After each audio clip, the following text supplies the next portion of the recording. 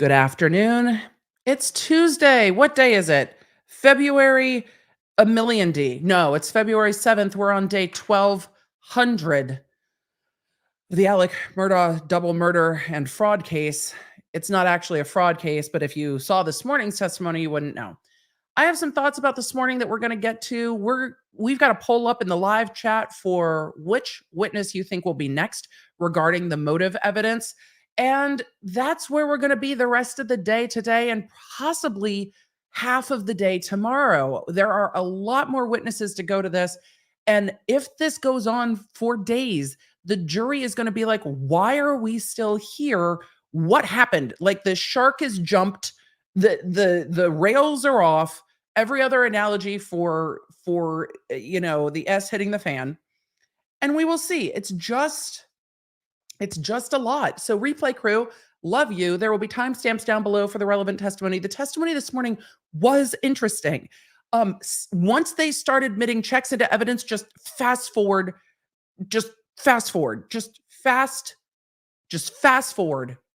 until cross-examination. Just move right through it because it's cumulative. And the defense didn't object. So some of those things are going to be saved. So I'm going to give you my thoughts, and then we're going to wait for court to start. This court takes its sweet tea time. As a person who habitually runs late, I appreciate it. I had a good lunch. I've got some delightful lemon lime Waterloo fizzy water. Yes, I have a bag of all dressed Ruffles. I will start a campaign on Twitter when this trial is over to make these delicious chips available in the US, not just on Amazon. Ruffles. Why not? So with that, it is time to go. Oh, yes. For those of you asking why I put a pound sign, Chris Wilson's the friend who lost money. It meant to be a money sign. I type the polls myself, and sometimes I mess things up. I mean, always. Oftentimes, sometimes.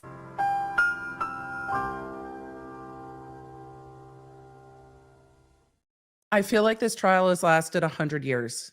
It's lasted 100 years in 12 days. Let's talk about it. Hey there, I'm Emily D. Baker, the internet's go-to legal analyst, breaking down the legal side of the pop culture and entertainment stories we can't stop talking about. I'm a big fan of the cursey words. I've been a licensed attorney for over 17 years, but this is not legal advice. This is where the law nerds unite to talk about facts, not... Let's get into it. You know the beginning of Titanic when she's like, it's been 84 years. And I remember it like it was yesterday. Me. I've aged 84 years watching this trial. I don't think I've ever been so frustrated watching a criminal trial. And I've watched some criminal trials that have done all the different kinds of things. I've done criminal trials that have gone sideways. Not in a way I expected. I have second chaired trials that have gone sideways. I have law clerked for trials that I'm like, wait, what is even happening right now? Yeah, all of that has happened. I have done trials with pro per defendants. Not quite like Darrell Brooks, but kind of. I have done lots of cases with sovereign citizens. I have just never seen anything quite like this. And I am trying to give grace to regional differences, difference in style. The fact that the Attorney General's office is trying this case, and when the defense doesn't object, I'm trying to be like, take a deep breath. You would object, but that's okay. You're not the defense attorney. This isn't your trial. It's fine. But when it is unclear, I can get over a lot of stylistic differences and quirks and things I might not like that might be playing well with the jury. Sure, have a lot of patience most of the time for that. But this trial is not clear. And that is where I lose my mind. I cannot follow it. I am trying to follow it. And when I'm trying to do summaries at the end of the day or summaries at the end of the week over on QuickBits, and I can't summarize what happened because it was so confusing, I know this jury is frustrated and confused. I am with them. I am with all of you. There are these moments of testimony that you're like, oh, is this where they're going? And then other shit happens and the rails come off and you're like, wait, where are we? What is happening? What are we talking about? What is going on? And that makes it very hard to follow. And this case is already in a position before the trial started. This case is in a position for a hung jury. This is a powerful family. It's a circumstantial murder case. It is a father accused of killing his son, a husband accused of killing his wife. And once we've got, I think people can wrap their heads around spouses killing each other a little bit easier than parents killing children. I think that's one of the things that's very difficult to wrap your head around. And you look at something like the Casey Anthony trial when they had a whole bunch of behavior after the trial that you're like, well, if you look at the behavior after the trial, I can see why everybody's like, But it's hard for people to wrap their heads around this type of crime. And so once you get to, it's already a different or a difficult type of crime to wrap your head around. And then it's circumstantial. And then it's a very powerful family. And then it's a very small community. And then it's a well-respected family. And then they just didn't serve search warrants because they didn't want to disrupt anybody. And you start building that up. This trial was in the position for a hung jury when it started, which means the prosecution needs to be clear, they need to be focused, and they need to present a story that the jury understands. And we started that in opening, but then we I don't know where it went this way, but it went sideways somewhere along there after opening. And we've had little bits of testimony that you're like, that makes sense. But then we've had a ton of foundation for things. And then we had the tool mark expert, and the tool mark expert got so in the weeds about tool marking that I think everybody's forgotten that testimony even happened. We liked that expert. We were like, okay, he explains things well, a little evasive on cross, but okay, I get it. And then that's gone. And now we're all going, what happened with the tarp versus the raincoat? And did somebody test it? Because they brought in the person that stickied the GSR, but not the GSR testing. And then we switched to the financial crimes today. So these little moments of testimony that are helpful for the prosecution are getting very buried in the weeds. And you are now searching for shiny Pokemon or something. I don't know what's happening, but it's frustrating because it's not an easy story to follow. And even though testimony doesn't always come in an entertaining way, foundational testimony is dry. It can be slogging. When you get to plotting, and we haven't even gotten to plotting GPS data on the cell phone. I presume it's coming, but who the fuck knows? When you get to plotting cell phone data, it can take time, but then you should have a very clear picture of what it means. And we haven't gotten to what it means. We've heard from law enforcement, don't do favors for the Murdaughs. Don't let them do favors for you. We heard from Shelley Smith, the caregiver. Alec told me, if anyone asks, I was here 30 to 40 minutes, and it made me really uncomfortable. We don't know why, because nobody asked. She was uncomfortable enough. She called a family member that's in law enforcement because they're in law enforcement, but nobody asked her why she was uncomfortable. It's fine. We got evidence today that the paralegal for Alec Murdaugh, who we may hear testify, that they were afraid that he would retaliate as they were starting to find that there were monies not where they were supposed to be, or that he was hiding assets and then stealing from them and their clients. And they were afraid of retaliation. So there's these little bits. And then we got the gun he was holding, or the gun he said he went to his house and got and then had by the car when law enforcement arrived, has brownish red stuff in it that was sampled, but we don't know if it's DNA. We don't know if it's blood. We don't know what it is because they never came back to it. We heard about Maggie's and Paul's phones. I think that's some of the most compelling evidence we've had, but it's happened so long ago and the timeline was so confusing that everybody's like, wait, what time did the cell phones end? But they never did the cell phone triangulation when they did the rest of the cell phone evidence. They never did any maps. Everybody said somebody else did that. Well, the somebody else never testified. Is it ever coming in? I don't know. Will we ever see any GPS location information? I don't know. We never heard. There's all these little bits that have never been tied together. And we haven't seen the witnesses to tie them together yet. And so my frustration is because I'm tired, I'm confused, my head hurts, and then Creighton gets up there and starts yelling at his witnesses like he's cross-examining them. Alex Stoll, okay. Thanks. We're clear now. Alex stole money. And are we anywhere else? So I put up a poll. You can go vote in the poll. There are over 19,000 of you here. We are voting on who is testifying next because we watched all the 404s. So now we're in the middle of rewatching testimony and kind of seeing what's different. That's what we're here to do. Let's see what's different. Let's see what's different. Let's see what's different. And we're gonna see what's different. Let's play spot the more in-depth, the more fulsome testimony today, because whew, that's where we're at. So let's see. Mr. Gunn is the head of Forge, who's going to testify about fake Forge. All right. The court is coming back. One court is back, one court is not. I don't know why this one's not back. All right. Well, one stream is back and one stream is not. I don't know why that one's behind. I'm going to make sure the volume's off over here. And we'll go with the one that starts first. This is why I have multiple streams on, because you never know who's delayed. It's not me. It's not me that's delayed. Court's back about, 10 minutes late? We got the sweet tea time. I also want to hear from Cousin Eddie. This morning, how bad the rough draft was. How bad the rough draft was that you received? That we paid $450 for? Yes, sir. Okay. Ew. Ew. Wanted the record to be clear that those rough drafts are not provided by the South Carolina court reporters. Good for you, Judge. Reporters.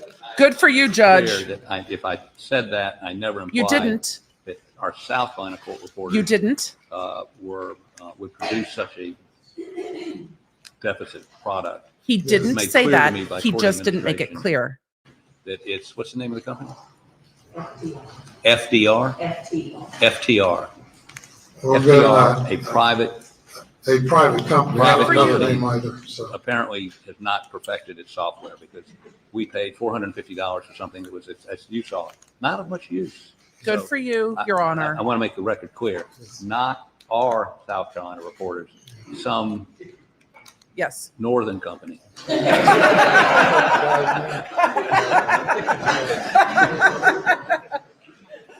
That just happened.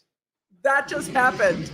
That just happened. Ms. Harris and I have been working together for probably a decade, and I've worked with Mike as well, and they're excellent court reporters. Okay, ready for the jury? This judge is not allowing. Bring them in. One of the things that was funny. Look, that was I funny. discussed with the defense, and we had mentioned to Your Honor before, is there's some issues that surround the side of the road, and we're not plowing that ground currently. You're not plowing much ground, Creighton. If that becomes an issue as the trial goes forward, that there won't be any objection to recalling a witness for that limited purpose. And I just wanted to put that on the record before we go forward. 100% in agreement, Your Honor. Very good. Great. Thank you. Bring the jury. Bring the jury. Hold on. Let's see. No, wait, that's the wrong one. Let's not do that. Let's do this. We're going to bring the jury. Nobody on the jury is really a Northerner at this point. This is a local jury that all lives in South Carolina. Could they have been Northerners at one point? I don't know, but I thought it was funny. It was actually a funny quip. And it seemed appropriate and got a chuckle out of the courtroom in the afternoon, which is funny. But the judge wanted to make sure, I think partly because this is televised and partly because this judge clearly cares for his court staff, and that is not uncommon. A lot of judges and their court staff work together almost the entire time so that they're on the bench. They work with people for 10, 20 years. It just, or more while they're on the bench. So he wanted to make sure that it was very clear that it was not his court reporters, who he very much respects, that made that transcript. It was the other company. And then of course, Dick had to make a quip about it, which I thought, look, in the context of the fact that they're in a 250-year-old plus South Carolina courthouse, I thought it was funny. And look, Dick is a politician. I'm sure he's very, very handy with a quip and funny at a party with a Hey, glass of thank you. vodka or whatever. It doesn't. He hasn't been great. He hasn't been great this trial, but it's just, again, in context, I thought it was funny. It was a rando northerner. That's exactly it. It's just, again, it's playing to the audience. May I call your next There. witness? May I please court your honor, state calls Ronnie Crosby. What? Fail. I'm way excited about this. This is even better. You know why? You know why this is better? Ronnie Crosby's the one that had the secret conversation, but this seems very out of order.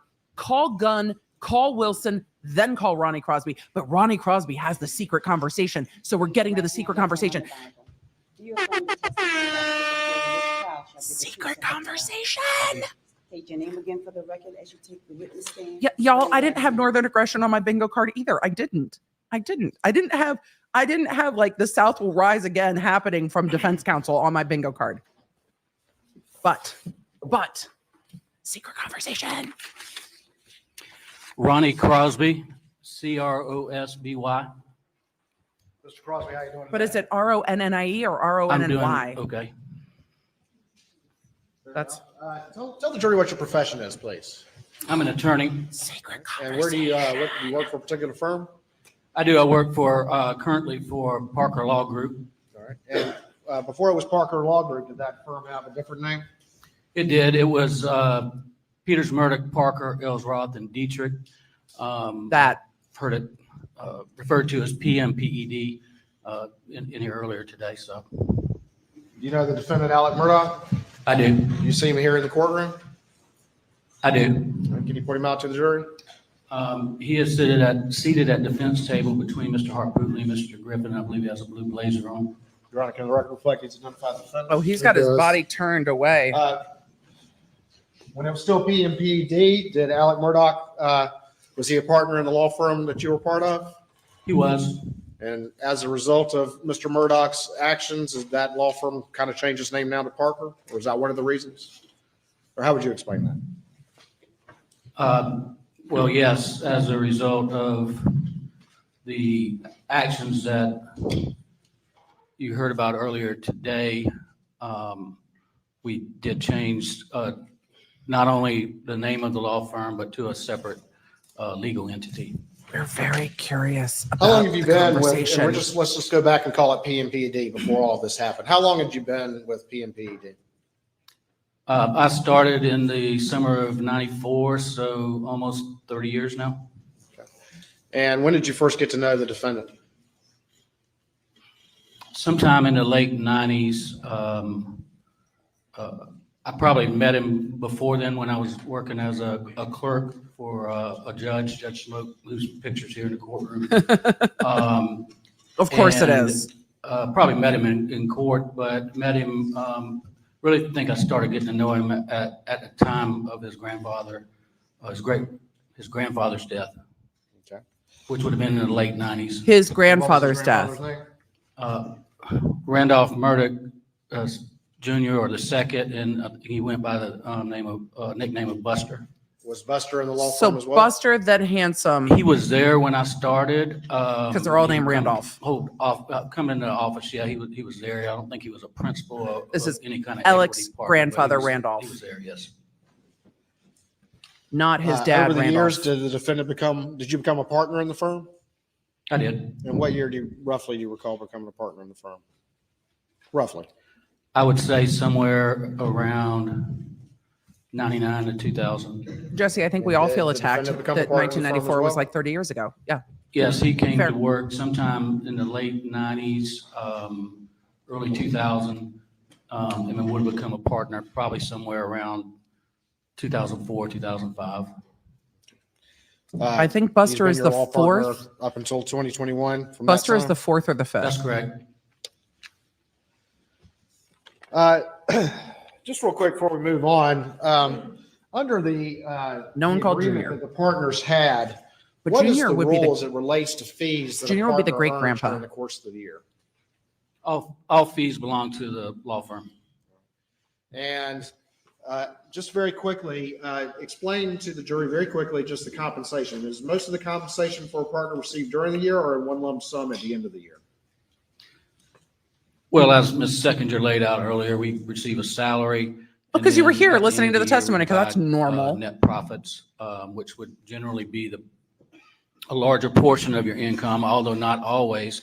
Sometimes, depending on how someone's year went, you may not get much of anything as a bonus at the end of the year if your work did not generate sufficient fees to overcome the amount of overhead expenses that was assigned to the individual attorney. Generally, though, most of the compensation is in that end of the year bonus. That's fair to say. Was that the case to your understanding for Alec? Well, not just Alec, but it was for all of us. So your observation Conversation. over the years, did Alec had a relatively lucrative practice? Yes, he did. He had up and down years like all people who do plaintiff's work, but yeah, he was had a lot of good clientele. Some years he would get bonuses of 6 and 7 figures, to your recollection? Yes, he could. If a It's weird to me that they are lawyer too. were to do legal work while a partner in the firm Weird. It's just and have those unusual. fees, if he was sharing a case with another lawyer and had the lawyer issue those fees directly to that lawyer instead of the firm, what would that be? Mr. Waters, I was fooling with this microphone and I may have missed a nuance in your question. Could you ask that again? I apologize. Trying to quit leaning, but apparently I can't stretch it out any further. Is it common in plaintiffs' cases for lawyers, let's say within the firm, or lawyers within the firm and lawyers outside of the firm to share cases? Yes, I do that probably 70% of my practices with other law firms. And in that instance, do you have to split the fee in the event there's a recovery by settlement or trial? Yes, if there's a recovery up front before when the case begins, the work begins, there's an agreement on how a fee is going to be split with the other law firm. Sometimes there may be multiple law firms in a given case. And are there instances then when the other law firm is responsible for dispersing the money, including dispersing the fees to PMPED? Yes, that happens quite often. And if a lawyer in PMPED were to have those fees made out to him or her instead of the firm, what would that be? Well, it would be against our policy, but it would be stealing the fees from the firm if they did not come to the firm because they belong to the law firm. Let me ask you a little bit about the defendant himself. What's your observation of the defendant's cell phone usage? Oh, he was somebody who used his cell phone a lot. I mean, much more than I do. He was always on his cell phone. This is making that gap when his cell phone is off And more. describe a little bit about your observations of him noticeable. as a lawyer. What were his skills as a lawyer? What was he good at? Elliot was a very good lawyer. He was good with people, very, very good at reading people, very good at understanding people, and very good at making people believe that he cared about them and building a rapport and trust with them. And he was very good with strategizing against insurance companies and opposing lawyers that ultimately got oftentimes Very results strategic. that the lawyers in the firm would be really amazed at what a good job he was able to do. Was he good at understanding the emotional value of a case and being able to leverage that? Yes, I mean, that goes hand in hand with what I just said. It is very much a strength that he had. Emotional value. Was he He was leveraging the a emotional technical value lawyer? of the Did he have a lot of murders. academic and technical skills as a lawyer? Well, I'm not going to judge his intelligence because I think he's very intelligent. Well, that As far as speaks being volumes. a real student of the law, probably wasn't, and never developed a like a technical expertise like some lawyers will. Some lawyers specialize in one thing like medical malpractice and that's all they do, but he didn't. He was more of a general practitioner. He didn't want to say that he's Around the time of a the people person and a rainmaker and recession. not Back 2008, 2009, 2010, did you ever have any conversations with the Technical defendant and gain a general understanding of his financial condition at that time? I did. And tell the jury what that was, please. Well, for a number of years, Barrett and one of his non-lawyer business, Alec and one of his non-lawyer business partners, a guy named Barrett Boulware, they did a lot of real estate transactions, just buying land and speculating on it. And I think leading up to that, they had purchased some property that speculating that they could sell it, maybe some developmental property. And of course, we all know what happened in 2008, 2009. That market went bad, and I think both Barrett as well as maybe some of the other partners did not have the financial ability to deal with those loans that they had financed it, and so I think Alec was having to carry a lot of that, and it put a strain on him financially. bad land deals came up in the At some point Chrisley after case that, to as your, well with discussions with him, bad to your land knowledge of the cases in the purchases firm, did you prior have to some big 2008. cases that, Interesting. you thought had rectified that strain, that financial strain? Yes, there was a string of rather large cases. Some of them I actually worked on with him that resulted in very large settlements. That would have been my understanding, would have certainly been sufficient to rectify that, as well as I believe ultimately some of that property that was causing a strain was they were able to sell it. So long answer, yeah, yes. And what were some of those cases that you thought at least had rectified any financial issues that he had? A case referred to as Plyler.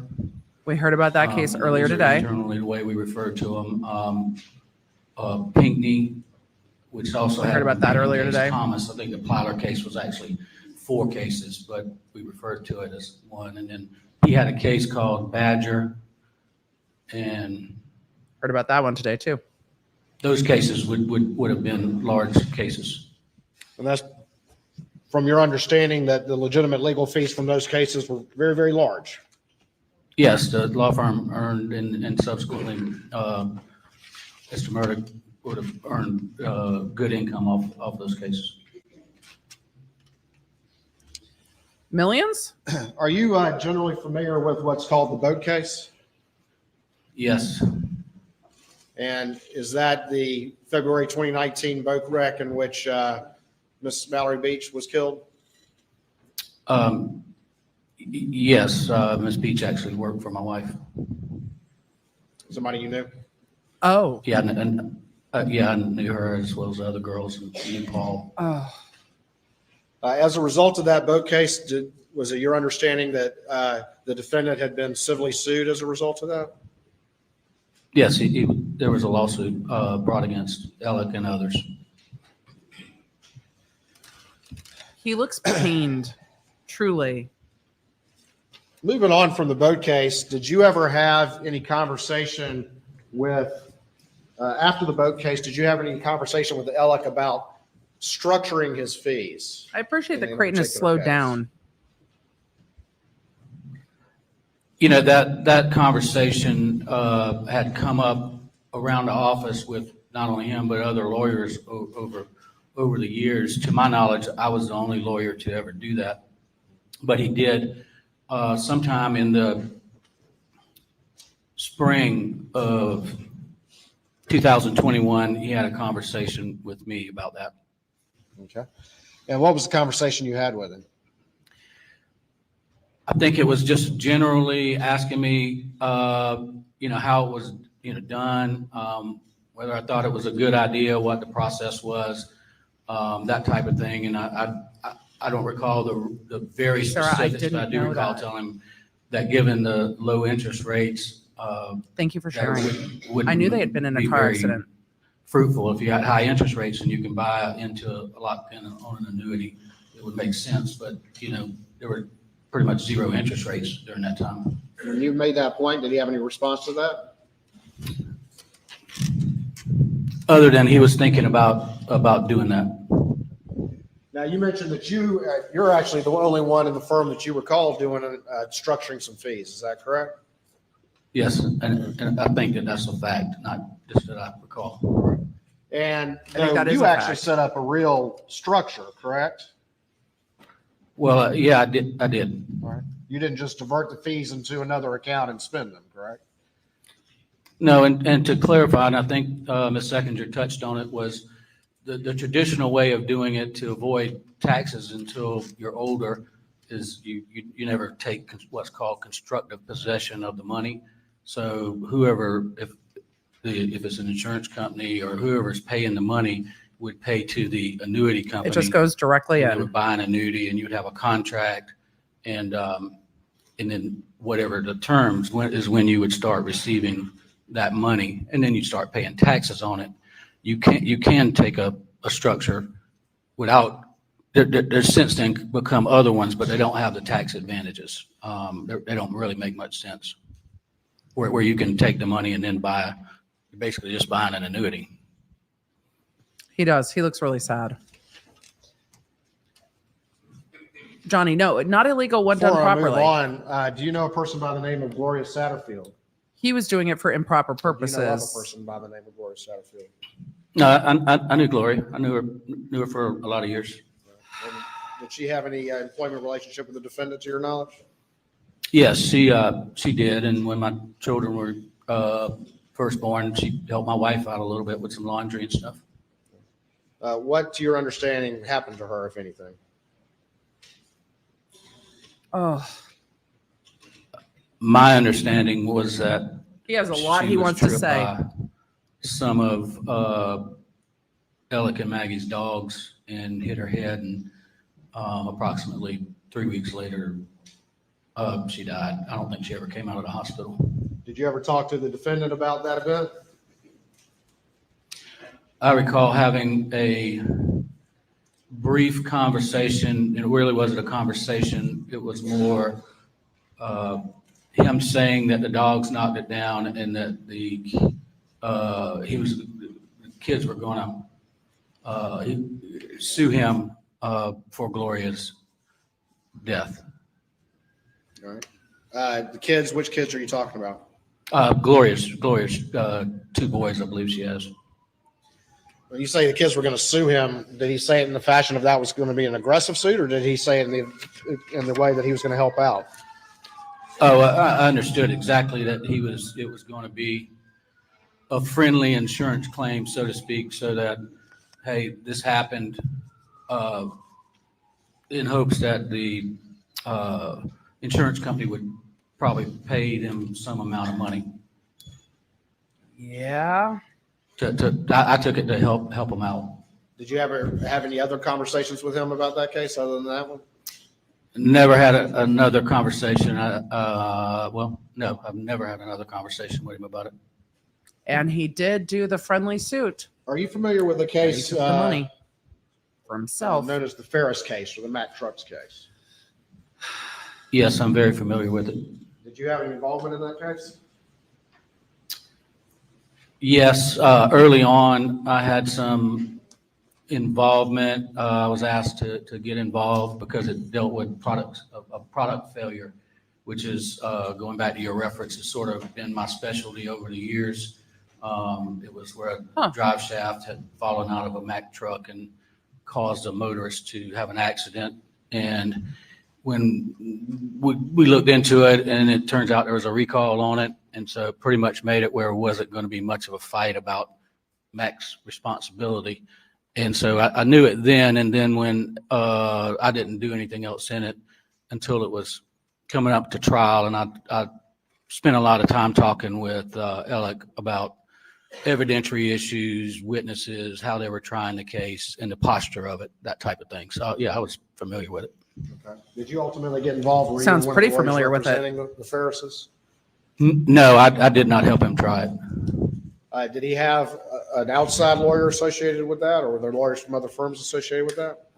Well, as I referenced earlier, sometimes there's more than just two law firms. There was a lawyer, a friend of ours in Columbia that got named Mr. Ridgway, got Mr. Chris Wilson involved, and then in turn, Chris Wilson asked Alec to get involved, which Alec and Chris had worked together a good bit over the years. So there's three law firms.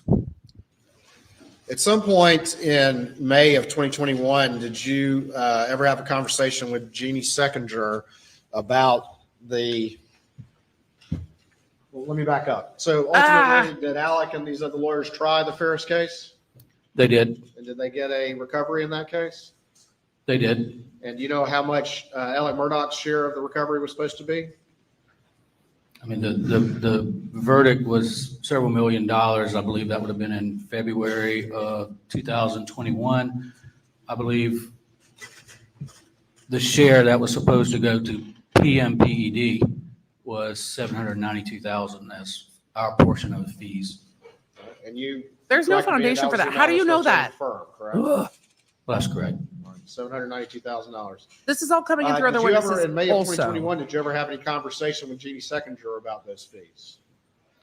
I did. And tell me what that conversation was, please. Why? It was sometime in close relation Why is no one to Alec objecting? asking me about structuring attorney's fees. Why isn't anyone objecting to the I walked hearsay? in Lee Cope's office. Lee and Jeannie were having a conversation about that issue Okay. and her efforts to get all the paperwork on the Ferris matter. And she was frustrated. She thought she was getting the runaround both from Chris Wilson and Alec. And then she mentioned something to me about that he had suggested to her that he was trying to hide fees from the voting case. All right. And what was your reaction to that when you heard that? That's proper. Do you want me to say what I said? Yes. Say that you can say the sanitized version, or you can say the real version. Either way. Yeah. I said, oh, fuck, no, we're not. All right. And why was that your reaction? Accurate. Well, It's so because uncomfortable to saying do fucking that court. under any circumstance was illegal, unethical, and he would be putting us at risk, and we absolutely were not going to participate in anything that And Mallory Beach. that was illegal, unethical, or subjected us to liability or created issues with the South Carolina bar. Mallory Beach worked for Was his it the, wife. discussion of and firm he's talking leadership about that hiding needed to money be from gotten her to the bottom of family. to make sure that didn't happen. Well, it was Lee, I, and Jeannie, and we put it in her hands because if she told us that she was being told it was in trust at Chris Wilson's office. And, I had no reason to doubt that. I thought he was just trying to take it out in some other way so it didn't go through our system or something, which it would also have been tax fraud on our part, not to have that accounted for, because we would have got a 1099 at some point in time. And just, it was myriad reasons why that wasn't going to ever happen. But I thought if they're saying it was there, Jeannie, just take care of it. Get the money. Oh, no, we're not to the I secret didn't think any conversation more yet. about it, to be honest with you. I didn't think it was any stealing going on or anything. I thought that, okay, he's got pressure on him from this Bowden case. Pressure. Maybe he thinks if he did an annuity out of Chris's trust account, that it wouldn't be accounted for, but it ultimately had to be accounted for. And I knew that. I do it involved a lot of our overseeing, a lot of the accounting and understand it. And there's just no damn way we were going to do that. Yeah. At that point in time, you just said you didn't think there was any stealing going on at that point. Not yet, at least. Not. No, that never came up during that period. We're talking late May of 2021. The fucking arrogance to tell Let me his ask you firm he this. was structuring fees, knowing the connection that his partner You've, has to Mallory Beach is so appalling. Know the defendant since the 90s? I have. Did you get to know his family? Yes, I did. Did you get to know Maggie? I knew Maggie. Did you know her fairly well? I felt like I did, yes. He was a very nice person. Did you know Paul? Yes. Tell me a little bit of how you knew Paul. Some mixed emotions. This man's gonna make me cry. This man is gonna make me cry. Oh.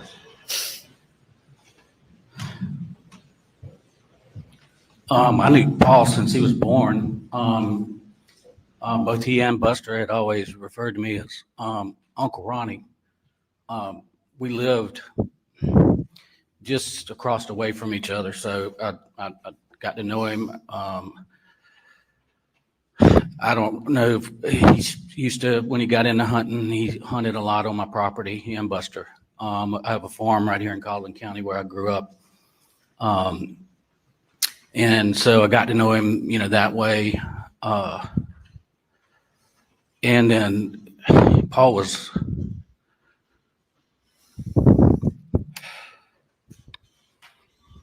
didn't think this would be that hard. Take your time.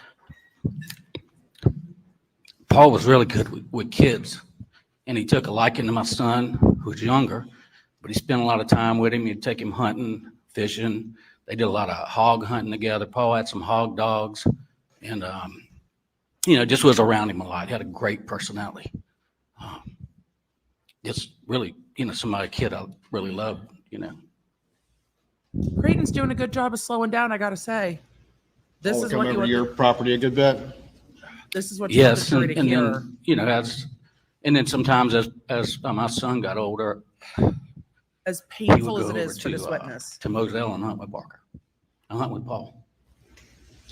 as painful as it is for this witness, this is what you want the jury to hear. Do you remember June 7th, Alex's 2021? sister's crying in the audience.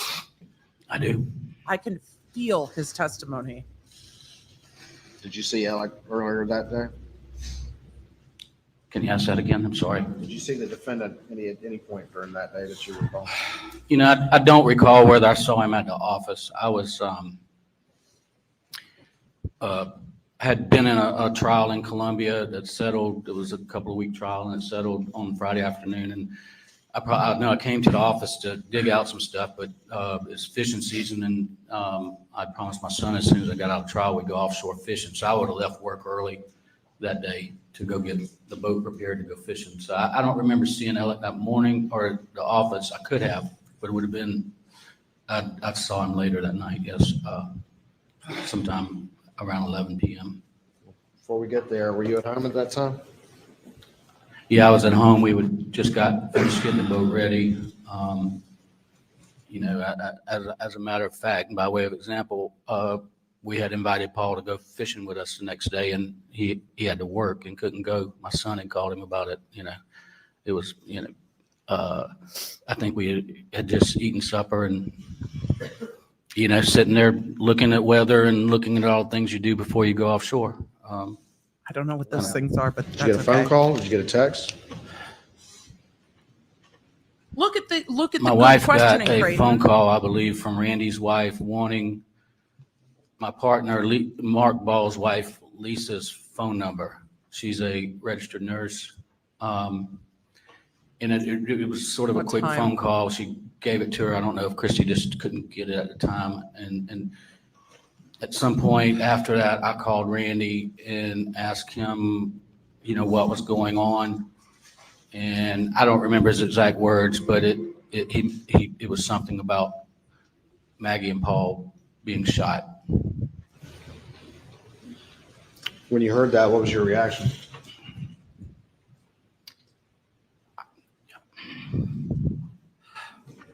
I guess the best to describe as shock, alarm. I immediately told my wife I had to go, and I got in my vehicle and started headed to Moselle. Of Did course you get he there? did. About what time do you think you got there? I did get there and arrived at, I'm going to say somewhere on one side or the other of 11 o'clock. Did you go to the residence or did you go to the kennels? Well, when I got there, I could see the lights. I didn't know where to go, but when I got there, I could see the lights at the kennels. And I was familiar with Moselle, having been there many times. and so I went to the lights. You could see there was law enforcement lights, maybe it could have been a Carlton Fire and Rescue, but it was obvious that's where you needed to go. So I came in the main gate and turned right on what used to be a runway and went straight to the kennels. This is before Maggie get out and of your Paul were car? removed I did. by the Did you coroner. talk to anyone at that point? I'm confident that my partner, Mark Ball, was already there. Alec was there. And I know I spoke with both of them. Mark Ball was Or the Maggie Ball attorney Silver. with the buttons. Yeah, they're Maggie and Paul were there. Creighton, I get that you're doing your job. That is hard. Did you talk to the defendant at any point that night? I did. How long did you stay at Moselle after that first time you arrived? After Maggie and Paul's murder? We stayed outside, and at some point, I'm going to say I stayed until about 3:30. It just seems we were standing around back in the house, and it just like we didn't know what to do or what to say, and I knew that Alec was going to Of course have a not. long few days, several days coming up, and I was like, guys, we're not doing any good here. We need to all go get some sleep and so we can deal with tomorrow. And I think I was the first one to leave, and I almost feel like everybody else pretty much left in the period of time after that. But I know I was the first to leave, and I think it was around 3:30. Did you return to Moselle the next day? I did. Did you have conversations with the defendant the next day? This. Yes. Over the course of the night of and the next day, you have conversations with the defendant. Did he either tell you or were you present when he related to you his activities the night of June 7th, 2021? Yes, I gained an understanding of the events of that night. This is what we haven't heard multiple yet. conversations and sometimes perhaps just questions, because I mean, without being a lawyer, you would want to figure that out, and being a lawyer and just having something so horrific, we wanted to contribute anything we could to help figure out who did this. They wanted to Who did it. fix it. Of course they did. And what did Alec tell you about his activities that night? Alec looks frozen on his seat. He told me, and when I say me, there may have been multiple people in these conversations. I mean, we were all back at the house at Moselle providing support for, our friend who just lost his family. And that he worked, and I'm somewhere 5:30 to 6 had left work, that he went to Moselle, that Paul had come home from work, and that they rode around. And then at some point, they went back to the house and had dinner.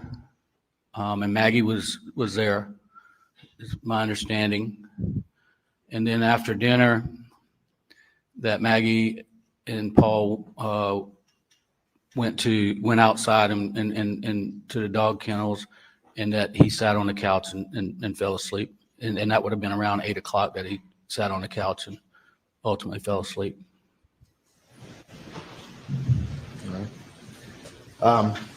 He said between 8 and 9 o'clock he was asleep on the couch. No, he said at Or 8 he was o'clock. at the That's not house? what he said. He That's said leading.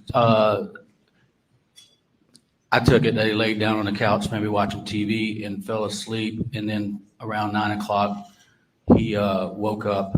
And then somewhere around 9 o'clock, he went to back to Varnville, to Alameda, to check on his mother. And what did he say after that? He did after that. Well, he said he laid on the bed with her. He didn't give a time, but that he laid there. I took it, he was just sort of laying there to comfort her because I understood her condition. And then he said that he came back to Moselle and that he went to the house, her condition. What?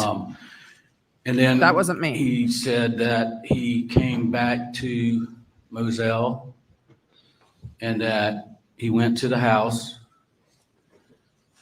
and that when he got to the house, he discovered that Maggie and Paul were not there, and that he then got back in his car or his Suburban, which was an office-issued vehicle, What? and he drove down to the kennels. And it's more than just kennels there. I think y'all have seen maybe the sheds there. And he discovered Maggie and Paul's bodies. Did he say whether or not That seems consistent. he had gone down to the kennels with Maggie and Paul before he left to go to Alameda after 9 p.m.? That came up in one of the conversations, and he specifically said that he did not. He did not. He did not. I'm going to play for you what's been admitted into Oh, the evidence. Snapchat video. States 297. Yeah, the I want you to office listen issue to it and tell car. me if you recognize any voices on this video. The please. office issue car was new. This is the Snapchat video at the dog kennels. I turned this down a little bit, but the Suburban, it's interesting that the Suburban is a car the office pays for.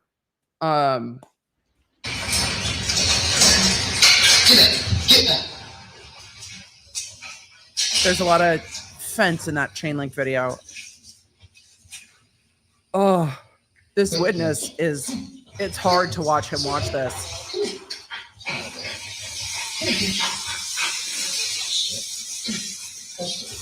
Hey, he got burns now.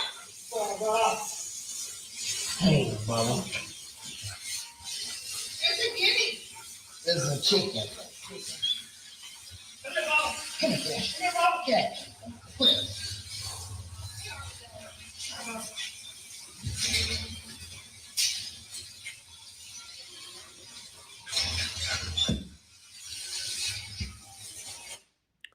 The secret conversation happened on June 10th. We're not there yet You in recognize time. any voices on that video? The three voices on that video are the voices of Paul Murdaugh, Maggie Murdaugh, and Alec Murdaugh. And how sure are you? How sure are you? I'm 100% sure that's whose voices All. are on that, the audio there. Did you see his face? He's like, what are you asking me? That doesn't even make sense. I've known them. We're not to June 10th yet. June 10th, the conversation he was present for was at John Marvin's house. They should offer him a Kleenex at this point. He Is said, I this, didn't think this would be this hard. Of course Law it's firm hard. pretty close knit.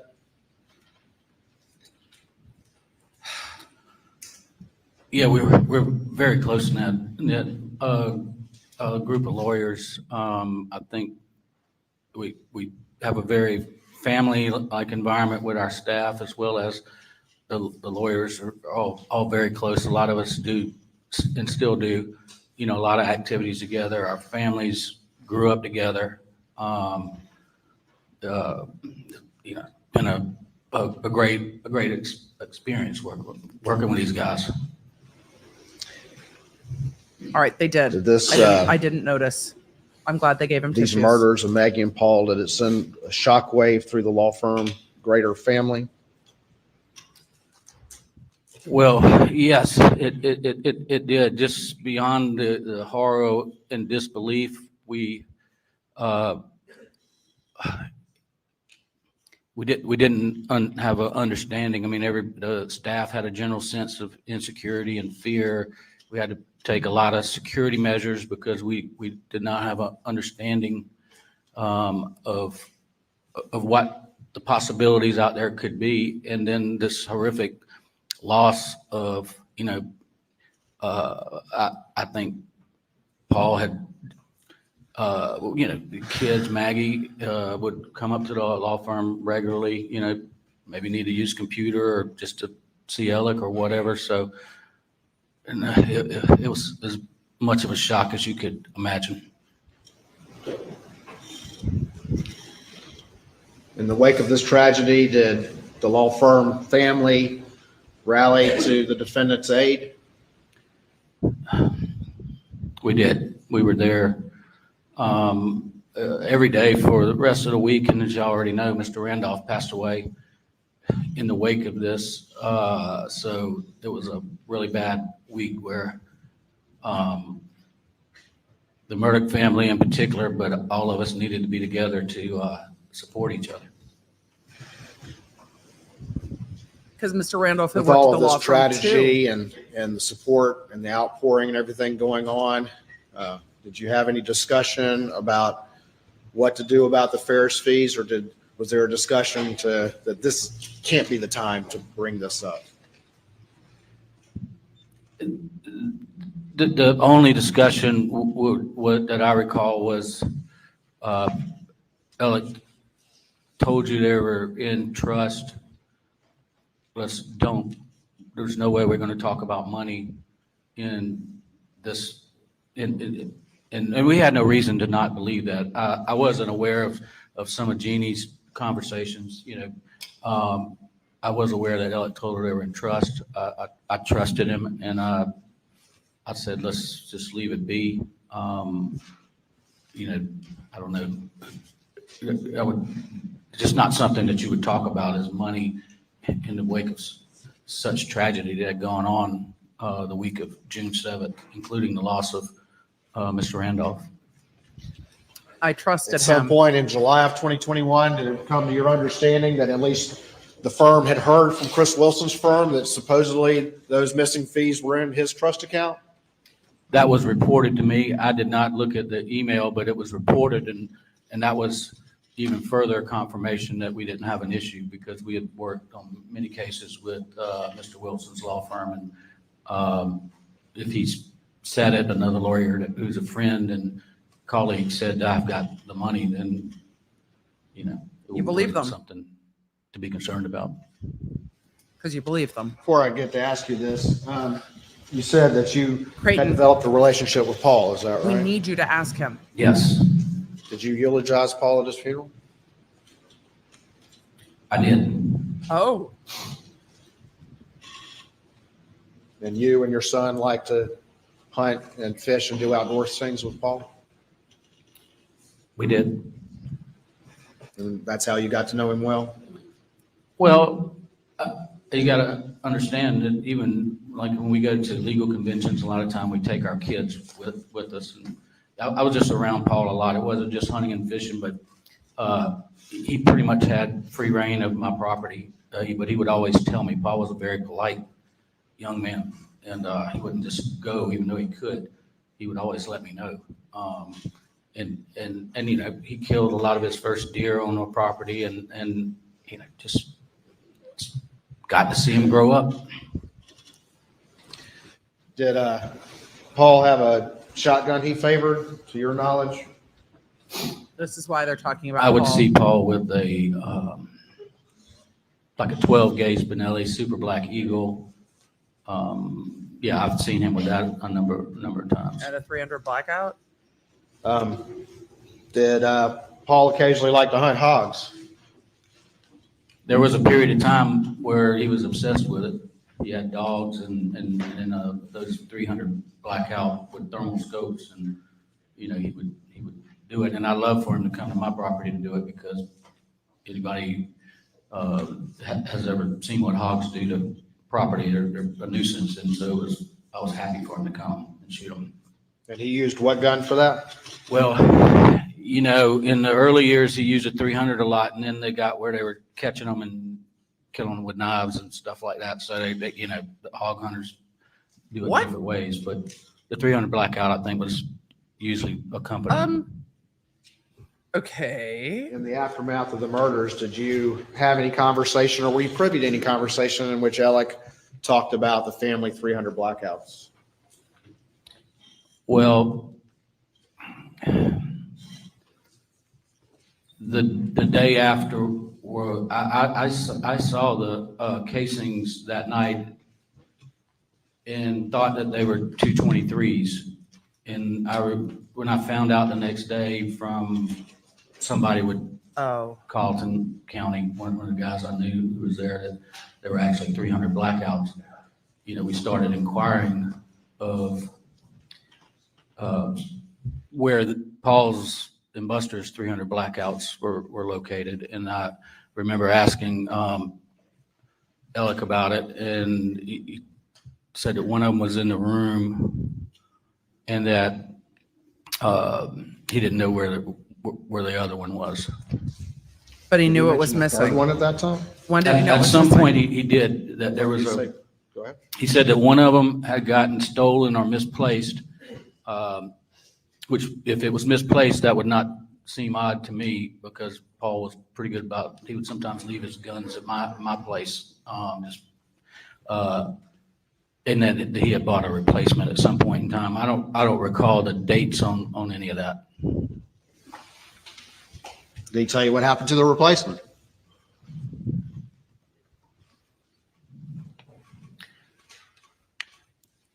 No, I assumed that the replacement was, that they still had the replacement. I never heard anything about anything with the replacement, just that they had a total of 3. And I remembered that Mr. Bedingfield had built those rifles.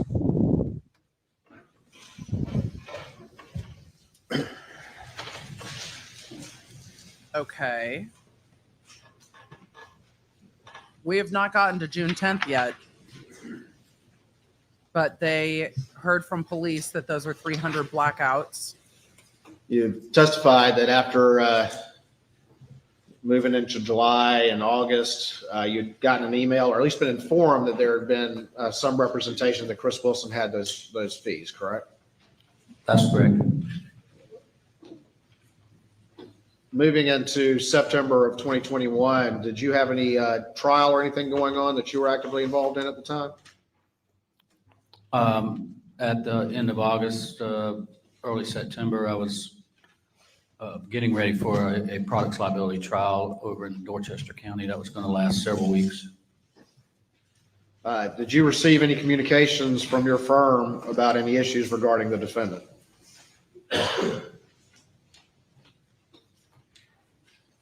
We were doing pretrial motions, things that you do before trial starts. There's a lot of work that gets done by the court. Yep. And so we were taking care of a lot of things that would keep the jury from waiting around during the trial beforehand. And September 2nd, we were over arguing motions and taking care of pretrial matters. And so when I got out of court, I saw that I'd missed communications from one of my partners, Mark Ball. And The audio is so hard. I called him. You skipped. And he said, "We have a problem." And I was like, "What?" They skipped to And September. He said, "You have to come now." And I said, "I'm just walking out of court. I need to go home and eat supper. It's Nope. not on my way." And he never told me what it was, but he said, "You have to come now." And I could tell the urgency. And so he told me where to meet him, and that would have been in Cummings, South Carolina, at my partner Danny Henderson's place, and which was not on my way home, but he was so insistent that I went there and met. When I got there, Danny and Mark were there waiting on me. I think they're saving June 10th for last Ultimately, because what was your Creighton doesn't know discussion? what is happening.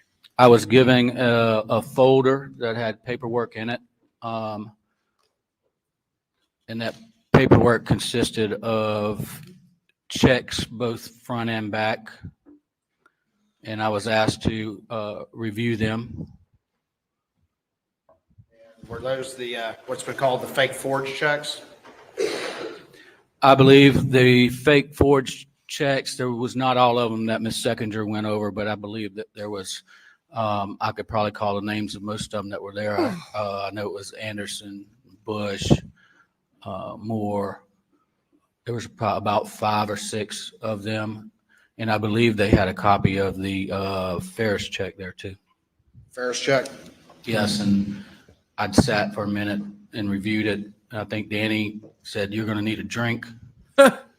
Accurate. So, Did you have a drink? yeah, Several. ultimately more than one. Facts. What happened after that? Facts. Facts.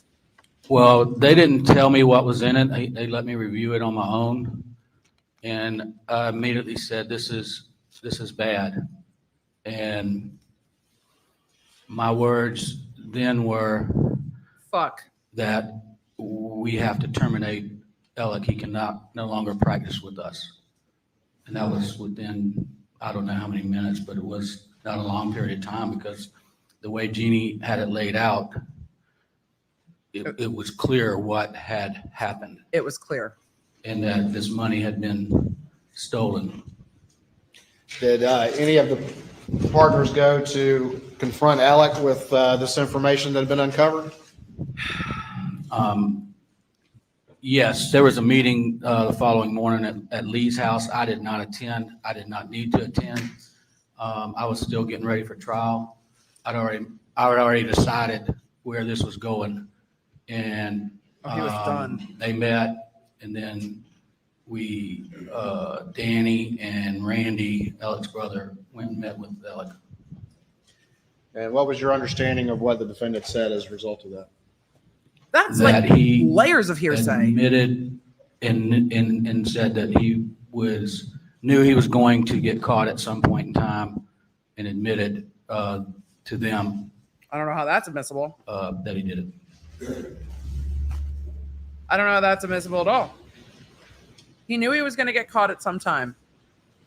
Well, if he knew he was going to get caught at some time, why do you kill your wife and kid to hide it if you know you're going to get caught? That's like layers and layers of hearsay. It's just it's a crepe cake of hearsay. There's so many layers. I'm just what? Go to June 10th, Creighton. That's Ultimately, we did wanna the hear. firm engage in a very extensive investigation to determine the extent of any alleged misappropriation that the defendant had done related to client fee, or excuse me, firm fees or client money? so much hearsay. We did. We initially turned over what we had to state law enforcement, and then just Yes, Chad. decided to- It's stacks of hearsay. well, we immediately decided to hire an outside auditor, a forensic auditor, to come in and look at our books to see if there was anything else. But parallel with that, we were doing our own internal investigation into his files. And was Jeannie Seconder, your CFO, was she heavily involved in that review? She was a point person doing that with whatever support staff she needed under my supervision and Mark and Lee's supervision. And have Okay. you seen The 10th. June spreadsheets 10th. that she's made and other documentation that's been put together and gathered by others in the firm as that investigation went forward? Creighton. I'm very familiar with all of it. And are the results of those accurate as you've been able to review firm records and gather information? The documents that were entered into evidence earlier today through Ms. Seconder are accurate. It's so off-putting that he knows that because he was there. To me, it's so odd. It's just so At any point in time, whether June of Different. 2021 or going back years, if you, as a partner in PMPED, had found out that the defendant was allegedly diverting money to an account in the name of a business, an account that he actually controlled, and then converting that to personal use client money, what would you have done? I'd Good, not leading. I would have done what I did. If I had become aware of it,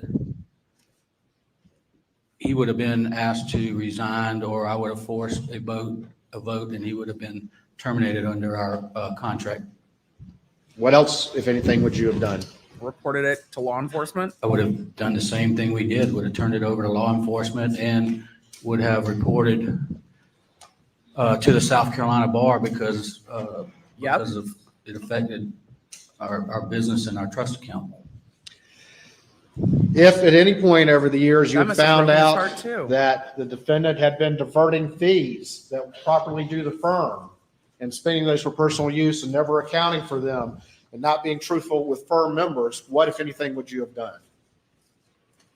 He would have been asked to resign, or a vote would have been called and he would have been terminated. All right. What else would you have done, if anything? Because that conduct would have been illegal, it would have been reported to law enforcement as well as the South Carolina bar. If at any point in time you had uncovered or had discovered information that the defendant was having checks issued from the firm trust account in the name of Palmetto State Bank, and then having someone at the bank convert those into checks that he could use for personal use, what, if anything, would you have done? What I did. Would have asked for his immediate resignation and or forced a vote, and he would have been terminated. His activities would have been reported to law enforcement as well as any activities of anyone at the bank who was complicit in this what I would call a money laundering scheme. And in each one of those instances, would the firm have also engaged in a detailed review to determine the extent of any alleged misappropriation? Well, absolutely, and I could only wish that one of those clients early on had brought that something to our attention, so we could have dealt with it years ago. Nothing further this time. What? They didn't ask about the June 10th conversation at all? What? That's wild. Stand for a moment. The court's taking a stretch break. We're taking a stretch break. Nothing about the secret conversation. All of that length. He must have asked this attorney about it and learned nothing. I don't know. Y'all, I don't know. Didn't ask him about it at all. Nothing.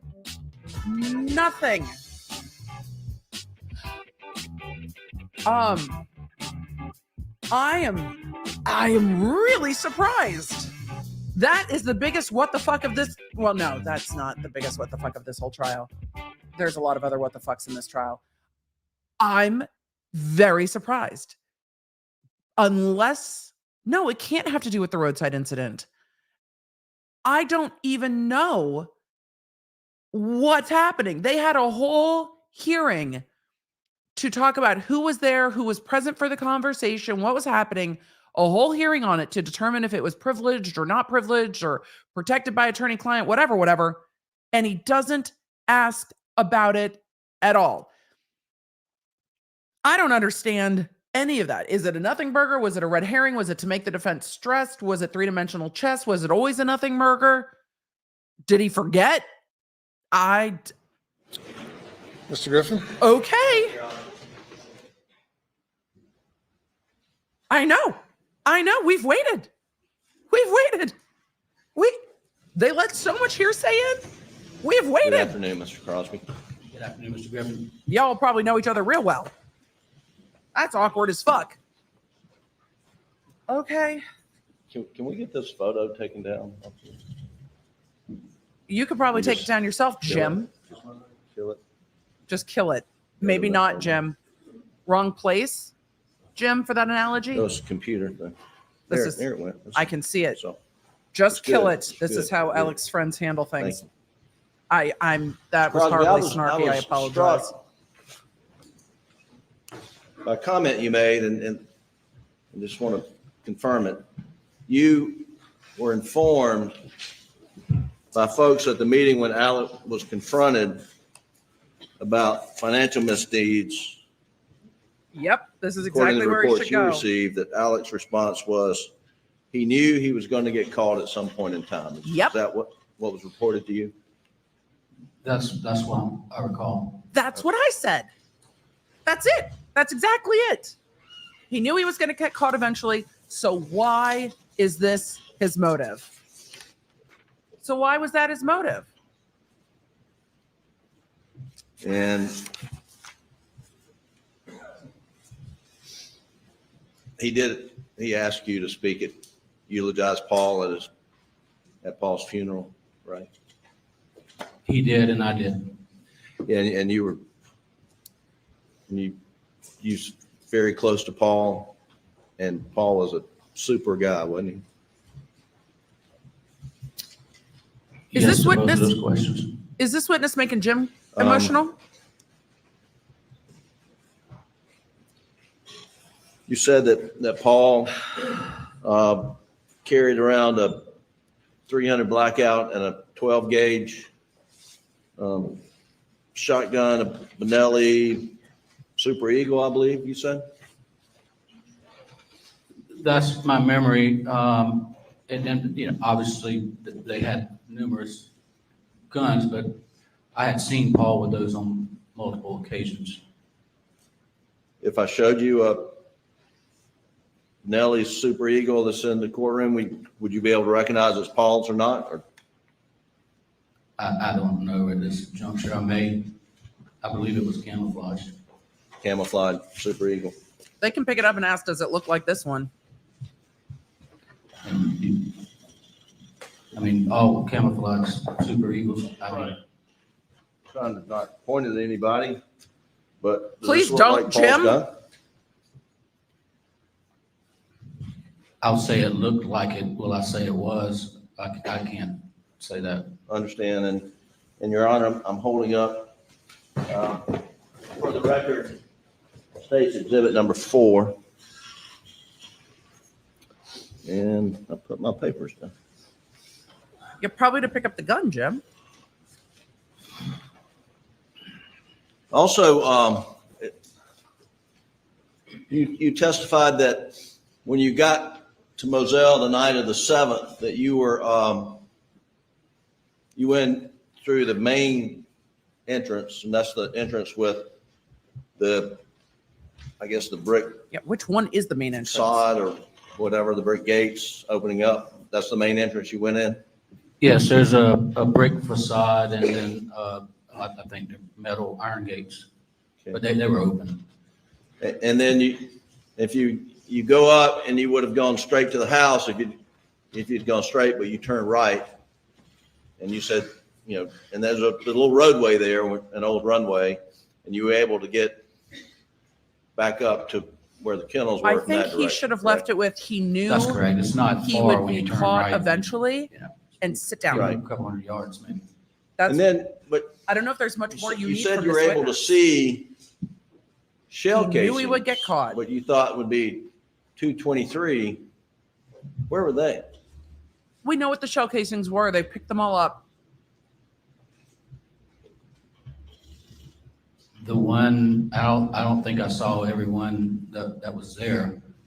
I remember They haven't even picked up the crime scene yet, seeing Ronnie. one, Jim, seems like in the lawyer in blue driveway. suit.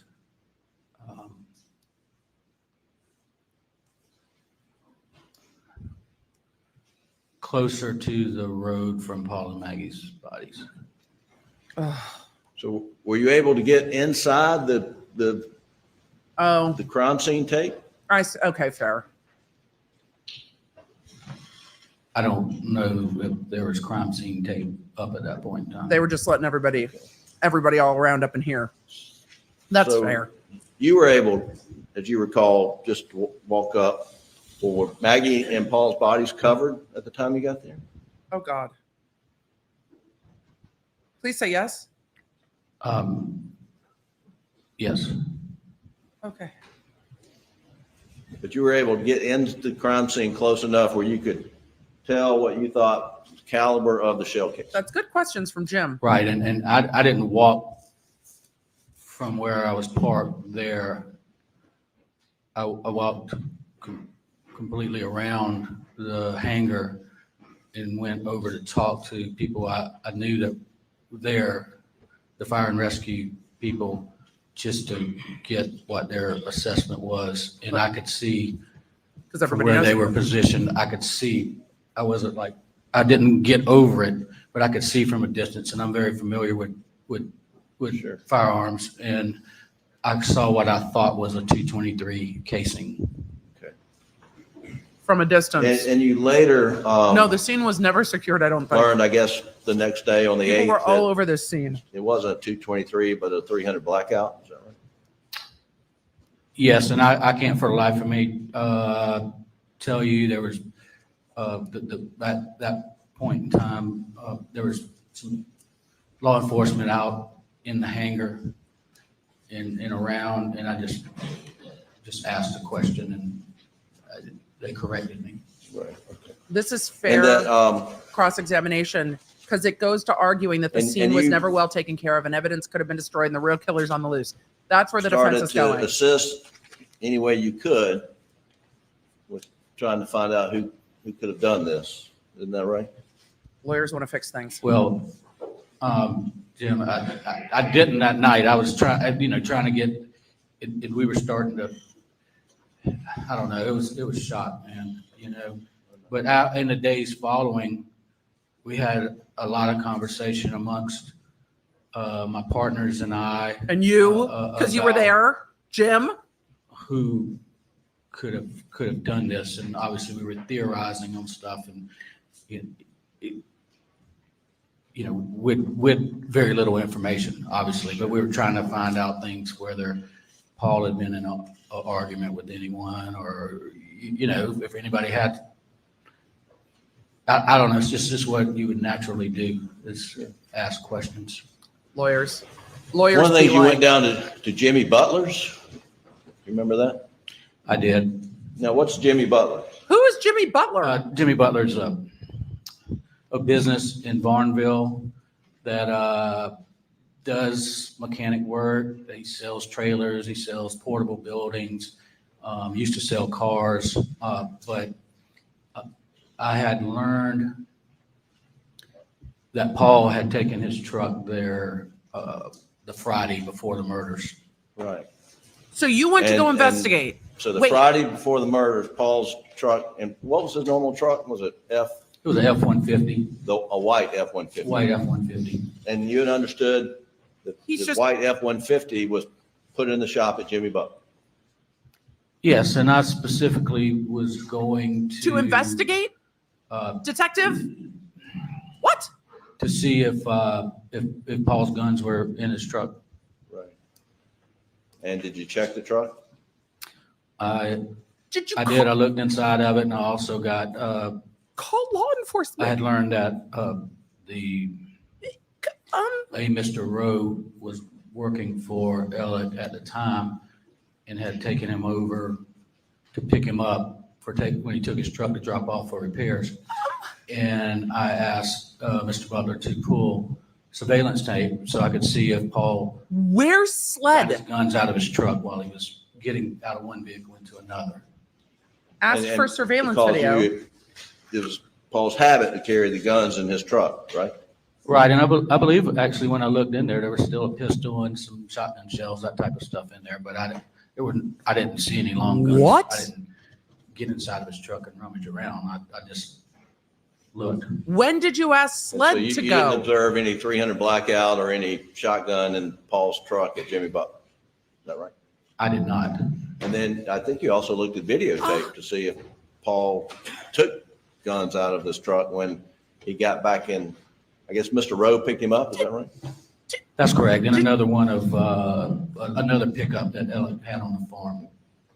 You didn't see Paul removing any guns from his truck when he got it in the truck with Mr. Rowe. That was not evident on the video, Okay.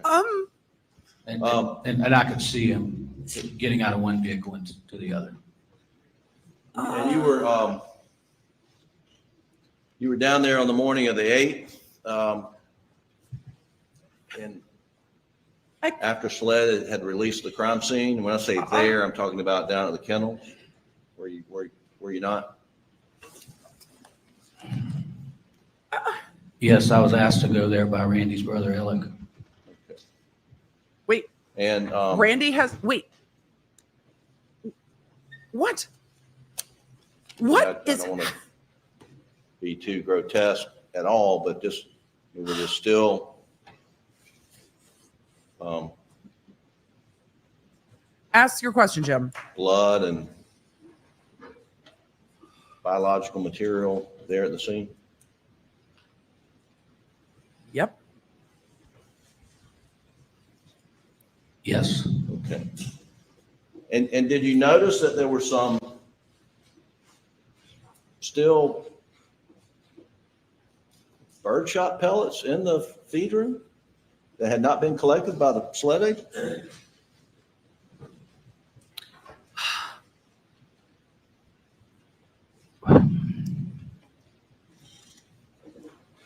Yes. They were what appeared to me to be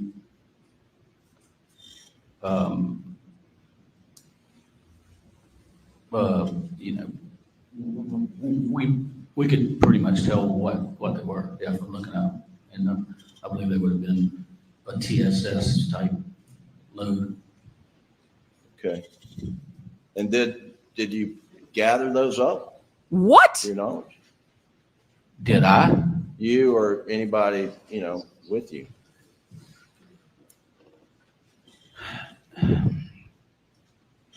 Jim, Mr. Griffin, I apologize. Call me. We know each other, so I Please, apologize. call me Jim. That area in that room, well, we could see them. It was so bad. We thought we were going to, at some point, clean it up, but it overwhelmed both my partner, Mark, and I. Well, we could see that, and we could see everything, all the other aftermath. We were getting biological material. It just couldn't be there. It was bad, and it was overwhelming us. So no, I did not try to collect evidence. Did you And call the scene inside SLED? that feed room, I take it as something that still is etched in your mind's eye memory. I think they were, Yes. I think they were trying to help their friend by cleaning up the home after the crime scene had been cleared. When you were down there, when you got there the first time, I think they were you- trying to help. I believe you went up to Mark Ball and he To was clean up. there. He got there There are before you? companies that do that. Maybe a few minutes. We had already talked about, The crime scene was already released. It Yeah. never really was Did secured, it- but Did it look to you and I'm Mark just so like confused. the crime scene was being preserved and carefully keeping people off of areas that maybe they shouldn't be trampling on?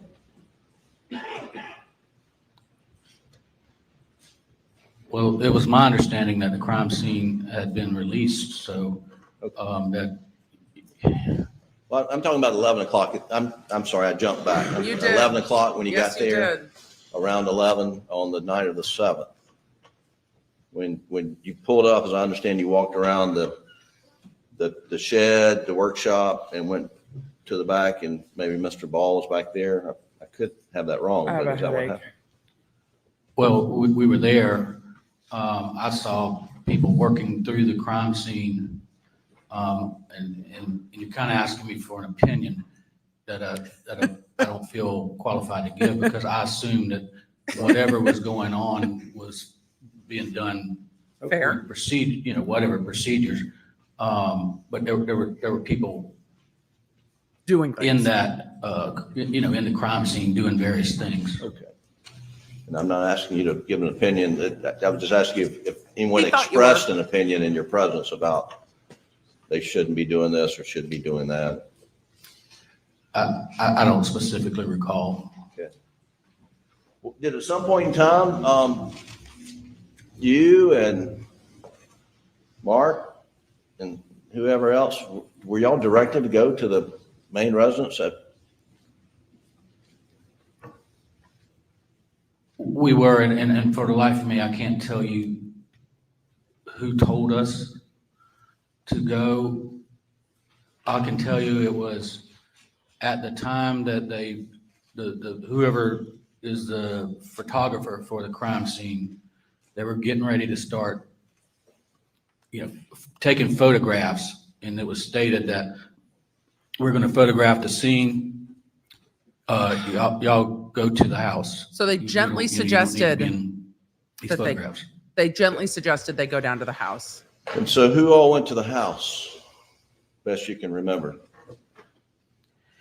I know I did. I know Mark did. Austin Crosby, who's one of my partners, did. Danny Henderson did.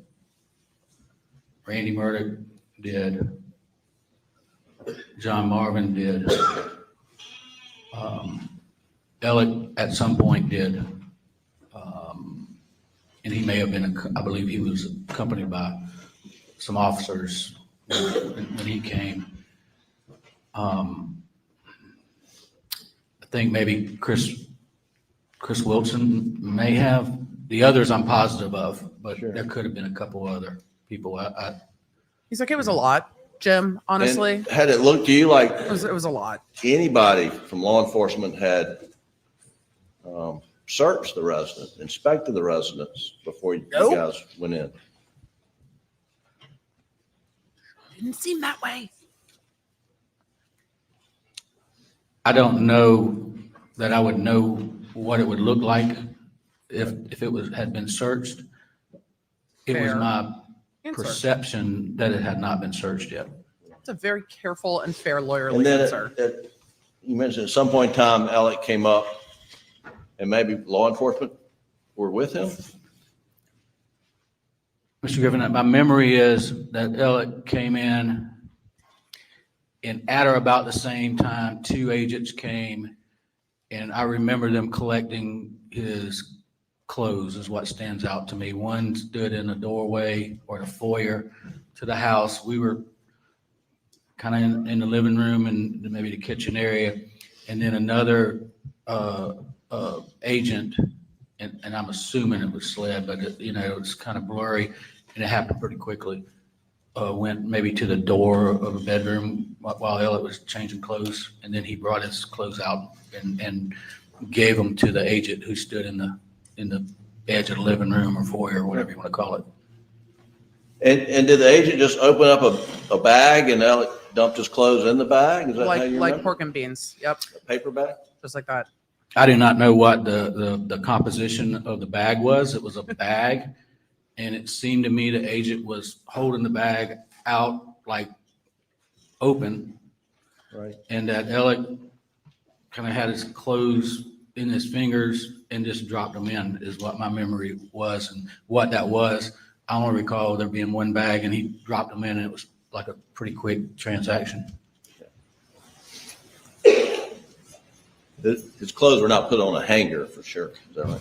No, Elliot had them in his hands when he came out of the bedroom. He was in there long enough to take those off, and I think he put back on another pair of shorts or something and shirt.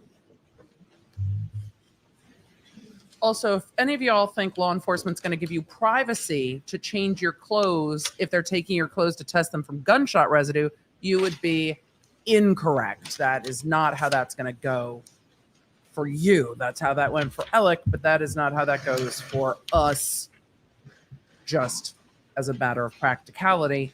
But there was an officer that was standing in the doorway. I am surprised about the whole investigating the guns in the truck and the video. I've got a whole heap of questions about that. But it's not unusual to me that friends, I'm sorry, I'm jumping around a little bit. yes, you The, are. It's okay. I've been right where you are, and that happens. Friends, unless they hire someone, end up cleaning up after these things happen. I think you mentioned in one of your interviews with SLED that Alec had some annoying quirks, and one of them, he would just take phone calls in the middle of the deposition. That would be annoying. Would he get phone calls from his family, Buster, Maggie, and Paul, and drop everything and take the calls? I've witnessed that. Was that frequent? Yes, he would do it in depositions. He would do it in the middle of a conversation, and not with them, but definitely with them. And even in partner meetings and stuff, he would take a call and walk out of the room. Sure. Huh. That's just disrespectful. He would take a call and walk out of partner You meetings. had mentioned in your testimony that when you were asked by this second juror about the spares, That's interesting. They noted that. Why did the fee defense ask issue, that though? that really your concern was not that Alec was diverting fees, but he was trying to shelter fees from being disclosed in the civil case. Is that an accurate statement? Well, let's make sure definitionally we're talking about the same thing. My concern was not Lawyer. that he was stealing Lawyer. because I trusted him. I had no reason to believe that he was stealing. It was the latter, that what she conveyed to me was he was wanting to hide some fees or hide money somehow. I don't remember it being said that it was like I heard earlier in Maggie's name. It was just that he was going to take the fees from Chris Wilson's account so there wouldn't be any record, is the way I understood it, in our trust account. Right. And you said, F no, we're not doing that. Those were my words. Right. The, Jim, lean into cursing in court. Lean in. He didn't say F no. Objection, misstates testimony. He said, fuck no, we're not doing that. And he looked so uncomfortable saying it. And yes, I need the emotional release from What this was really heavy, Alex, sad testimony. So please just curse. CEG That's Rottenborn. He loved it. He wanted to do it over and over and over again. the murders of Maggie and Paul, did you,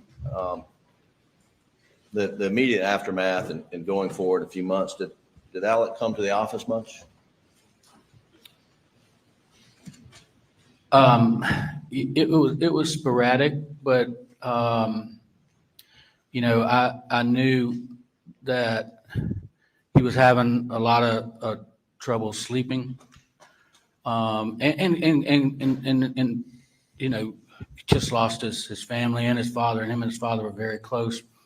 We were aware that or had understanding that he was taking like medicine to try to help him sleep, and maybe for anxiety, and just you know, the normal things that you would expect there. So even when he came, I would walk in his office and he'd be falling asleep in his chair. He'd be sitting in there, you know, which was evident to me that he wasn't sleeping well. And so I know Ms. Seconder mentioned pills earlier that he was taking. That's what we knew he was taking, because he couldn't sleep at night. He'd be up at all hours of the night. This is why witnesses don't watch other you witness notice changes in testimony. his It's physical so appearance? weird.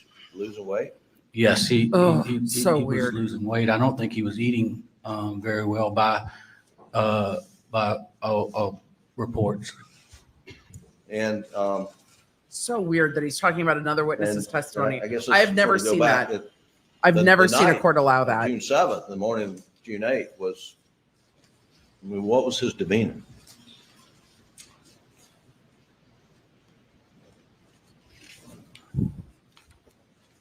Well, his demeanor is that he was upset. I could tell that, and he, you know, You see him cry? yeah, we cried together. I mean, he kept telling me, especially to me, he kept telling me how much Paul loved me, and you know, every time he would say that, we would it would be emotional. I mean, and then he told me that Right. several times over the next few days. It was just almost be how he would start a conversation with me would be to talk about Paul. And then, did he spend a lot of time with Buster down at Maggie's parents in Somerville, do you know? I knew they were. Can you give me the time frame? So starting in June? Okay, so yeah, I mean, I know he and Maggie's parents had a good relationship, and I recall because in some of this, I remember seeing some texts between he and I that he was down there. I don't remember. Well, they're dated. I'm sure you have them. Right. And he told me he was down with Maggie's parents. It was one of the days in that time immediately following the murders. Right. This is the loosest then, definition of testimonial evidence. At one point in It's time like, oh, around, they were in I text, don't know if it's kind 4th of of. July, did he come to your place by boat? Or- Sure. Do you remember that? And It would. Can't say that it was on the 4th of July, but I remember his brother Randy and his wife. I had invited them to my house, for the 4th, and for to spend, and they had, something that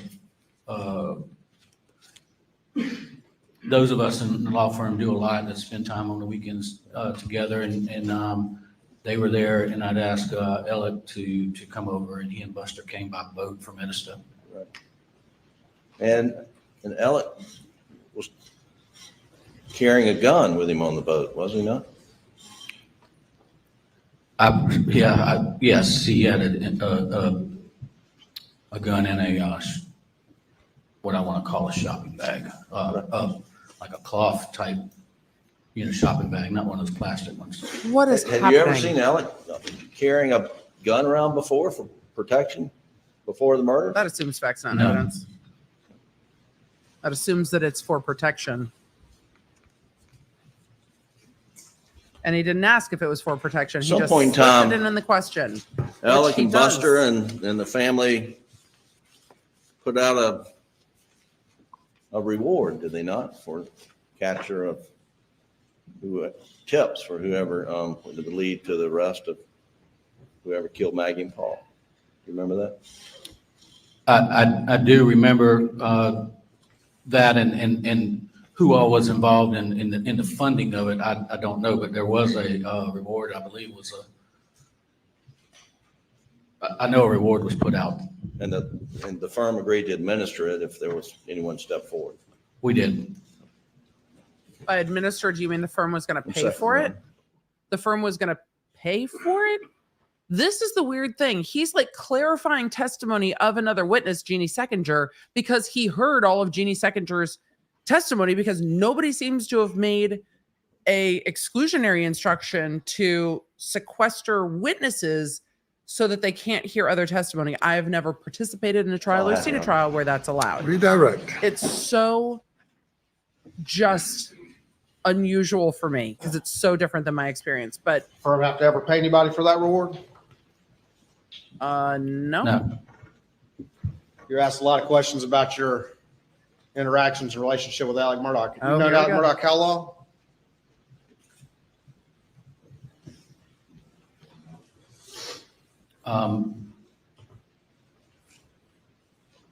Well, I guess a total of 25 years or so. Did you really know Alec Murdaugh? What's the question? Did he really know Alec Murdaugh? Question. Question. Did he know Alec Murdaugh? Did he really know Alec Murdaugh? Yes. I sustain the objection. Thank you. Nothing further. Anything further? No, you aren't. Step down. Okay. You'll go to the jury room for a break. I guess we're on the afternoon break at 4:23. I don't we've had stretch breaks. They're on the afternoon break. We've heard nothing about a secret conversation. I assumed we were having that through this witness because this witness is the one who was asked about it. This is just an odd, this was just odd. All of this was odd. And the thing is, they asked character questions and the state's allowed to rebut it. And they did it with Jeannie Seconder and there were no objections. But What's coming up next, Mr. Waters? Your Honor, we have the GSR expert. Oh. And that's the next thing. You know, I think we can get that witness done before the end of the day. Yeah. What else? Your Honor, Mr. Griffin needs to cross on this, and It shouldn't take long. talking nothing but GSR for 2 days. I'm a little worried about that timetable. All right.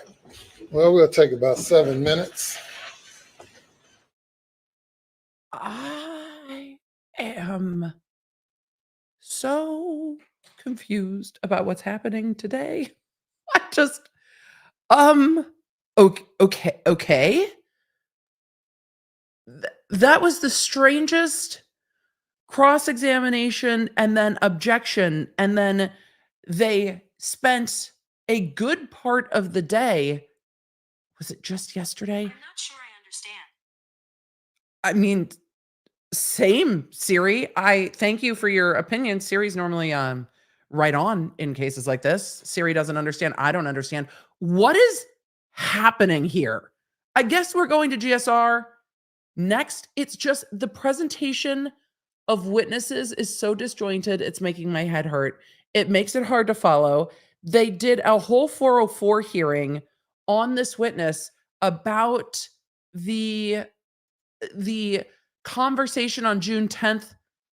And then they didn't ask about, literally leapt over it and asked about June 8th and then nothing else. So I don't know why they decided not to. I don't know what was in that conversation. The prosecution said they didn't know what was in that conversation, but they wanted it to be determined that it wasn't attorney-client privilege. And then we have this witness who is part of the brotherhood of the law firm whose wife worked, or who Mallory Beach worked for his wife, and others that were on the boat worked for his wife. And then he decides to go see where Paul's truck is at the mechanic and go ask for video from the mechanics to start investigating the case himself. We heard nothing from any of the sled witnesses about the mechanic at all. Nothing. I don't know what the mechanic, I don't even remember anymore what the mechanic, Jimmy Butler's. We've heard nothing about Jimmy Butler's, but then this witness is going to see if there's guns left in the car, if there's video of somebody taking guns out of the car. So he starts investigating all of the potentialities of the case, but doesn't call SLED. Nobody asks why he doesn't call SLED or why he doesn't, because SLED had taken over at that point. But the lawyer's like, I've got it. I'll just go see for myself what's happening. And then if law enforcement needs to know about it, maybe I'll tell them about it. And then, you've got a pretty good cross-examination at the beginning, but it was kind of strange at the end.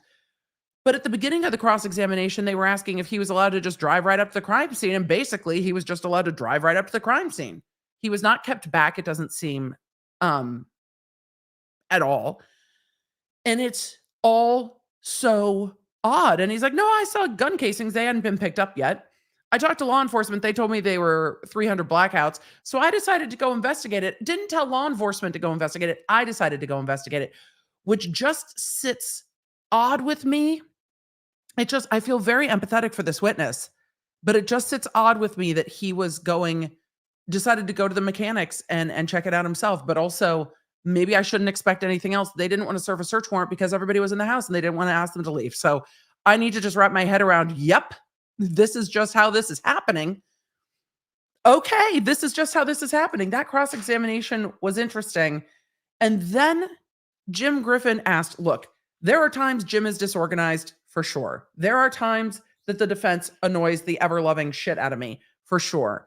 But both defense attorneys do a very good job of sneaking information into their questions and cross-examination, which is their job. I'm not saying they shouldn't, but they do a very good job of alluding to things in their questions. And did you catch what Jim Griffin did in his cross-examination? He said, and Alec had a gun in a cloth shopping bag for protection. Just facts, not in evidence. Have you ever seen him carry a gun for protection before? We have no foundation that he started carrying a gun after the murders for protection. We have no testimony that he started carrying a gun for protection. We have no information that he started carrying a gun for protection. But we have the illusion now through this question that even months after the murder, Alec was carrying a gun on him, well, not on him, in a shopping bag for protection. It's very interesting to watch the lawyer's lawyer, because there's these moments where you're like, Jim, where the fuck are you going? And then he does something and you're like, oh, that's okay. That's where you're going. That's where you're going. It's all just very, very odd. It's all just very odd. I'm going to try to get to some questions. Today's been strange. Today has been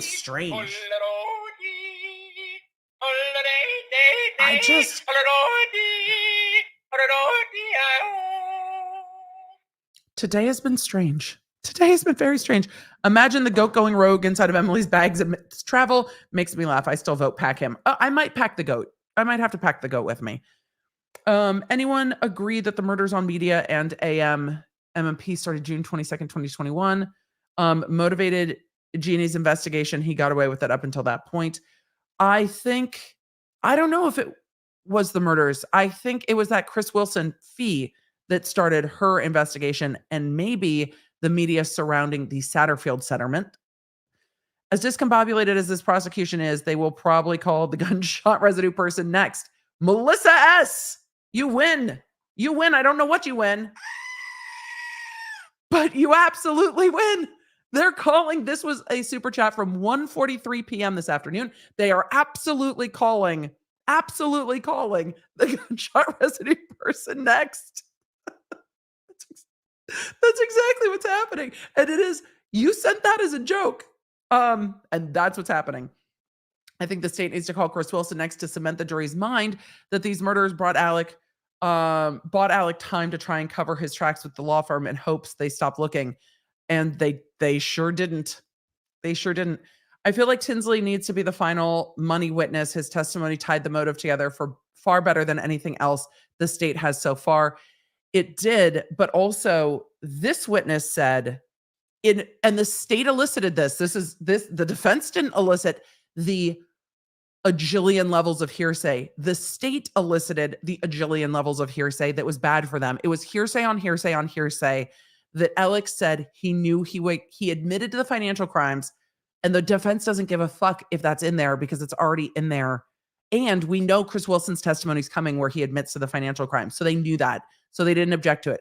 He admits to the financial crimes and said he knew he would get caught eventually.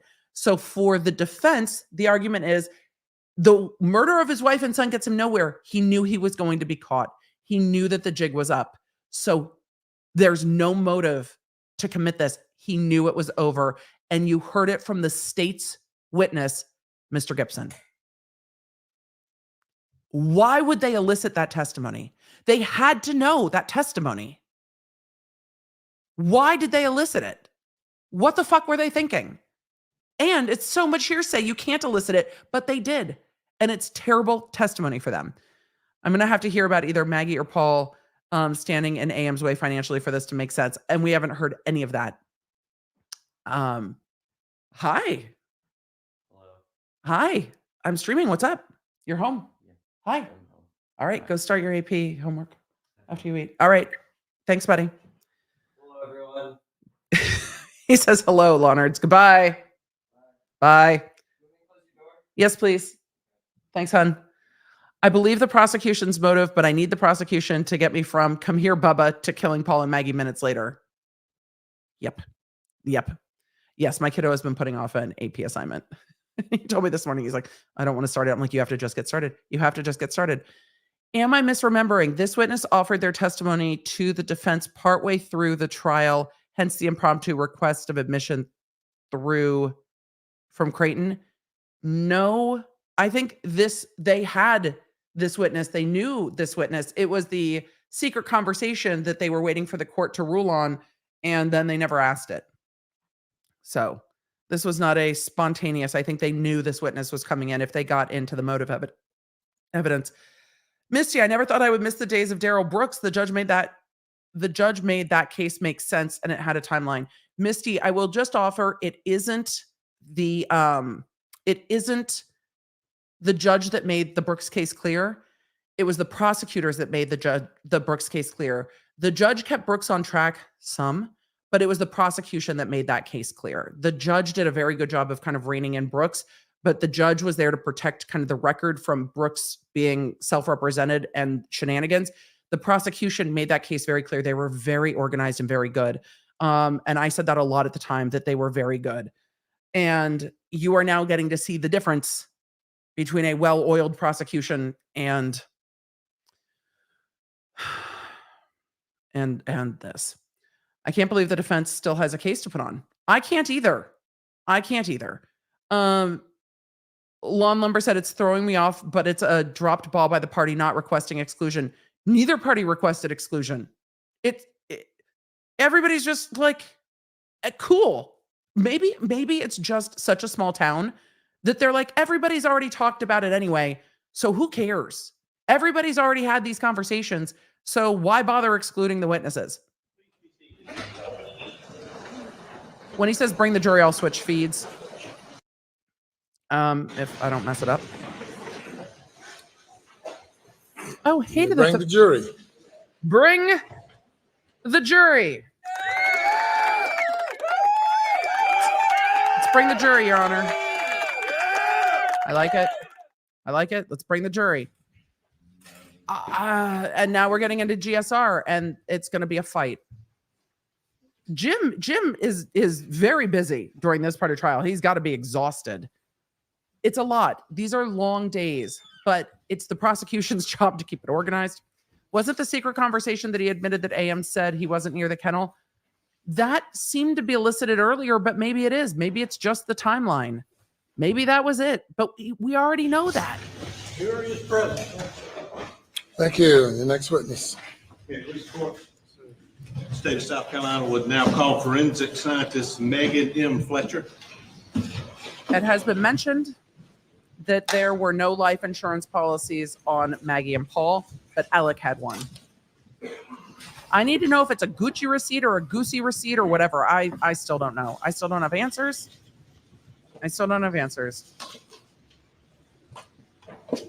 Raise your right hand, left hand on the Bible. Do you affirm Isn't the it a testimony conflict to that have the you Attorney give General before in this court trial every shall be day, the truth, so help you God? chumming with the I do. prosecution and defense? Thank you. Take a seat and state your name again for the record. Lori, Spell I'm your last confused. The Attorney General is the prosecution. So are you talking about the actual Attorney General of the state, the elected Attorney General? My name is Megan Fletcher, I'm just confused. Fletcher. All right, gunshot residue. Good afternoon, Ms. Fletcher. Good afternoon. With the court's permission, we're going to end day 12, okay? Yes, sir. Would you please tell Bye. the ladies and gentlemen of the jury Let's go. about yourself, Tell you about but Megan also your Fletcher. background, your training, Who's your mom and and your them? training in the field of expertise I've asked you to testify about here today, please. Yes, sir. So I grew up in Ohio. I was born and raised there.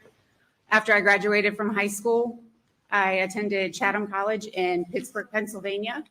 I graduated from there in 2005 with my bachelor's degree in biochemistry and English.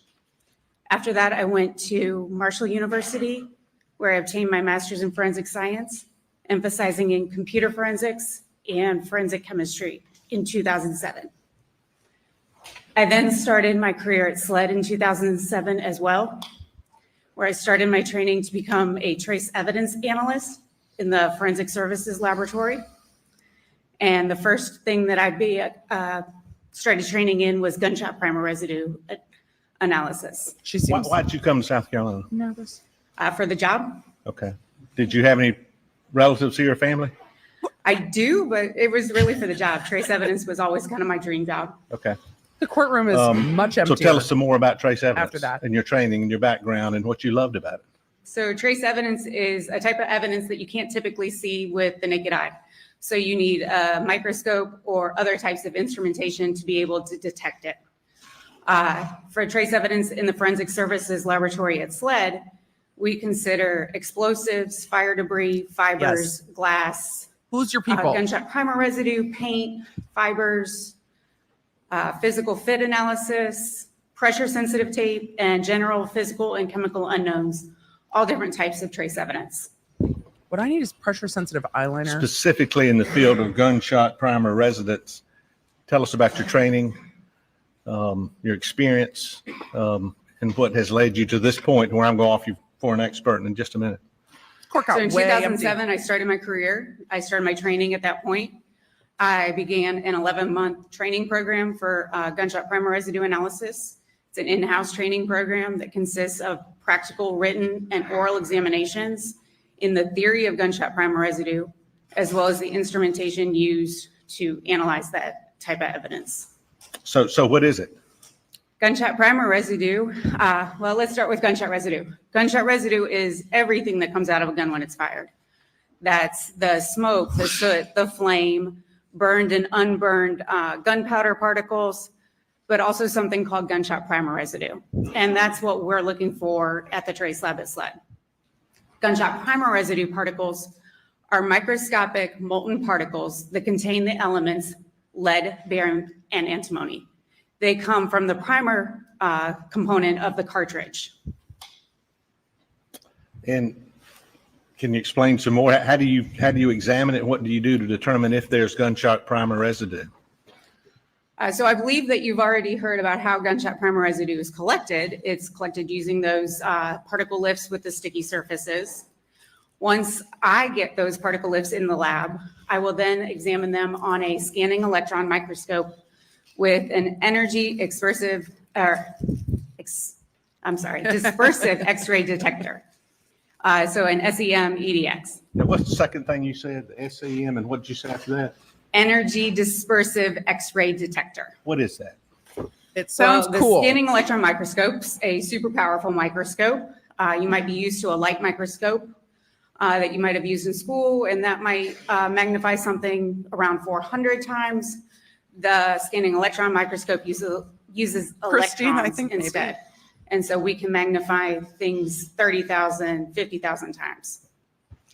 The energy dispersive X-ray detector allows us to analyze a sample for which elements are actually present in the sample. So the SEM component, the microscope component, allows us to see a sample and analyze the shape and the morphology of a given sample. But the EDX component allows us to see Closed captioning got what morphology elements are right, actually present in that individual sample. but it Now, can't when I get much first else started right. years ago, we were just looking for the three elements. How has that changed over the years in your specific field?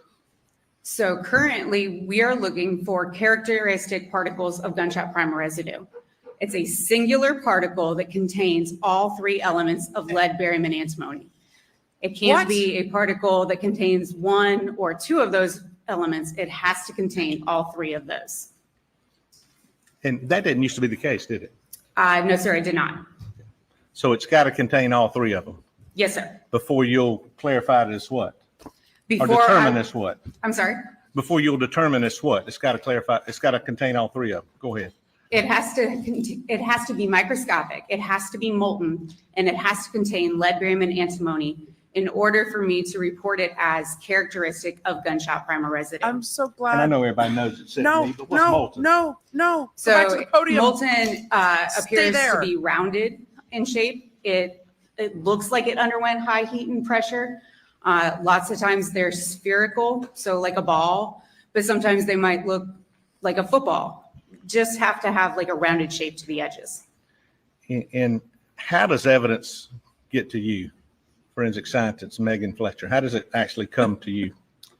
There's different circumstances, but typically He's evidence is chilled down submitted a little bit. from a local agency or SLED, and it's submitted through the Evidence Control Department. The Evidence Control Department assigns it a unique lab number, and each item of evidence is assigned an item at that time. It then is brought up to the trace lab by either myself or another analyst or a technician, and then it goes through the process of inventory and then analysis. Gunshot residue is molten around.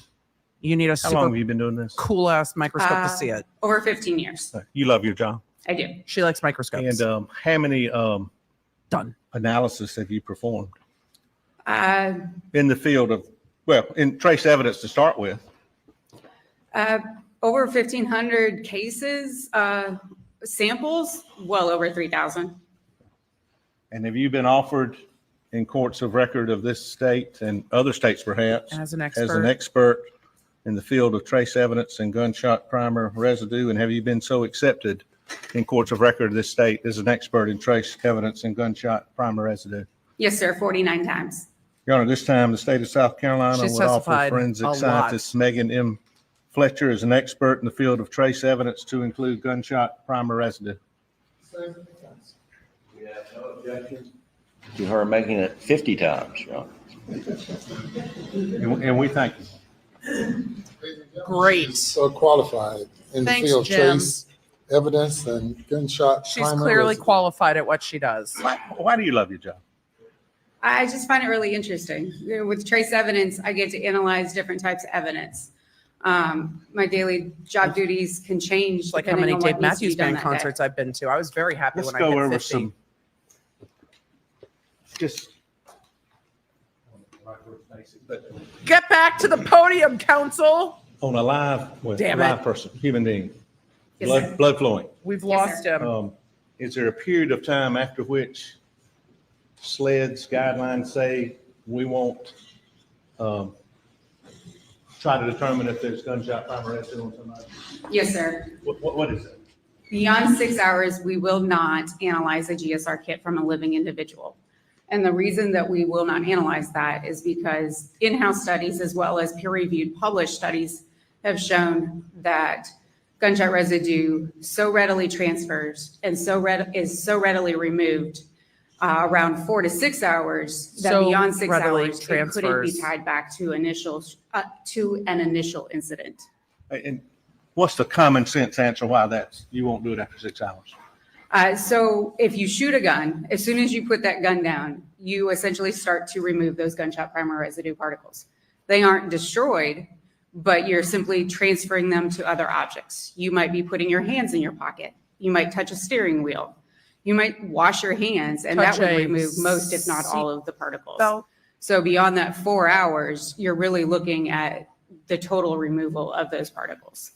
So if you didn't wash your hands, just everyday living or touching, could, after over 4 hours, you wouldn't want to, or 6 hours, I think you said it is now.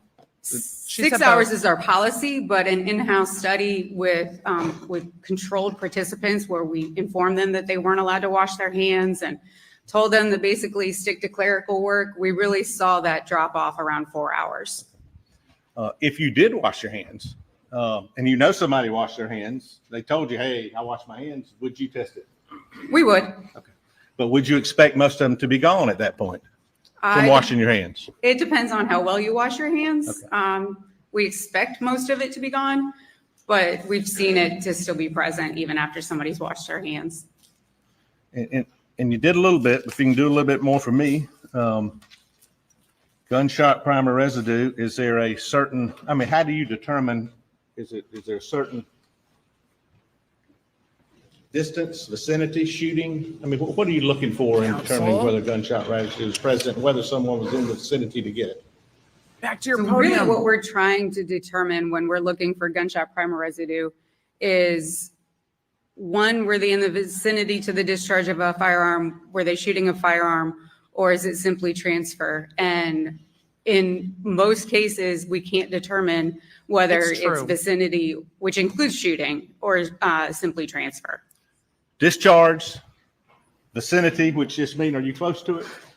Yeah, so vicinity can be 2 to 3 feet to either side of the shooter and outwards of about 60 feet in front of the shooter. Discharge, vicinity, and transfer. What do you mean by transfer? So you can get gunshot residue on your hands from an object that already has gunshot residue on it, or from a person who has gunshot residue on them. So if somebody else shoots a gun and you shake their hands, you could get gunshot residue on your hand that way. You could also touch a recently fired or a dirty weapon and get gunshot residue on your hands that way. So if you had just fired the Yes. firearm and I came up to shake your hand, could I get it from that? That is possible. Okay. Can you ask If I people reached before under you to grab touch you to them? turn you, could I get it if you had been shot with gunshot residue? Counsel, stop So touching gunshot people. residue does travel with the path of the bullet, so we do expect to find it on victims who have sustained gunshot wounds. And around that gunshot wound specifically, we do expect to find gunshot primer residue particles. So if you touch that area, there is the possibility of transfer. And again, if you don't mind me touching you on the arm. Oh, good, you If you had asked. gunshot Good. residue on your arm and I did that, could I get it? That is a possibility as well. And what's that called? So in that case, that would be a secondary or tertiary transfer. Transfer. Yes. From one item to me. Yes, sir. And the other way is if I fire the firearm. Yes, sir. Go sit down, counsel. Please And if I fire You're the making firearm, us all uncomfortable. where do you look get back to for your to see if podium. somebody's fired a firearm based on what they're wearing? Like if I was wearing this right now, fired something here, and you had this jacket, where would you look for potential gunshot residue? So if I knew that that was what you were wearing at the time of the shooting, we would sample from the right sleeve of that jacket, the right chest area of the jacket, the left sleeve of the jacket, and the left chest area of the jacket.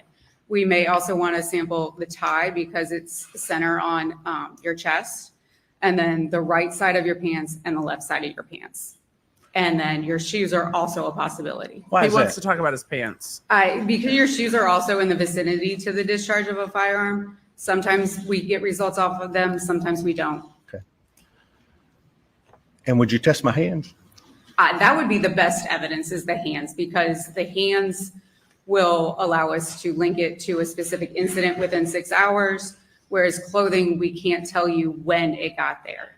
And that's because on an that's the inanimate problem object such as clothing, With the raincoat. that gunshot primer residue is going to stay until it's actively removed. So you would have to brush it off, you would have to wash it off, you would have to do some activity to actually remove it from the clothing. And that was the next thing I was getting into. You beat me to it. So, but if I just shot and washed my hands off, potentially I could have washed it all, gunshot primer residue off, correct? Correct. Okay. But on inanimate objects, and you just said it, and I apologize, how long can gunshot residue stay on? Indefinitely, if you don't touch it, if you're not actively moving it around or washing it, it can stay until it's removed. Indefinitely. Now let's just say I'm dead, okay? Okay. And I got shot. Counsel, You beat- You really? shot me from right here. Okay. Counsel? Okay. I fall down. Would you expect to Counsel? have gunshot residue on me? It depends on the firearm, but in general, yes. And why is that? These victims have So stippling. Counsel the just gunshot primer residue comes out, a large majority of the gunshot primer residue comes out the muzzle of the firearm. And not only does it come out the muzzle of the firearm, but it also follows the path of the bullet. And so wherever that bullet's going, it's going to follow behind it. And the follow-up to that is it SLED's recommendation now, if you know, like me, I've been shot, do y'all test for gunshot or will you test for gunshot residue on a deceased person who's, you know, has been killed with a firearm?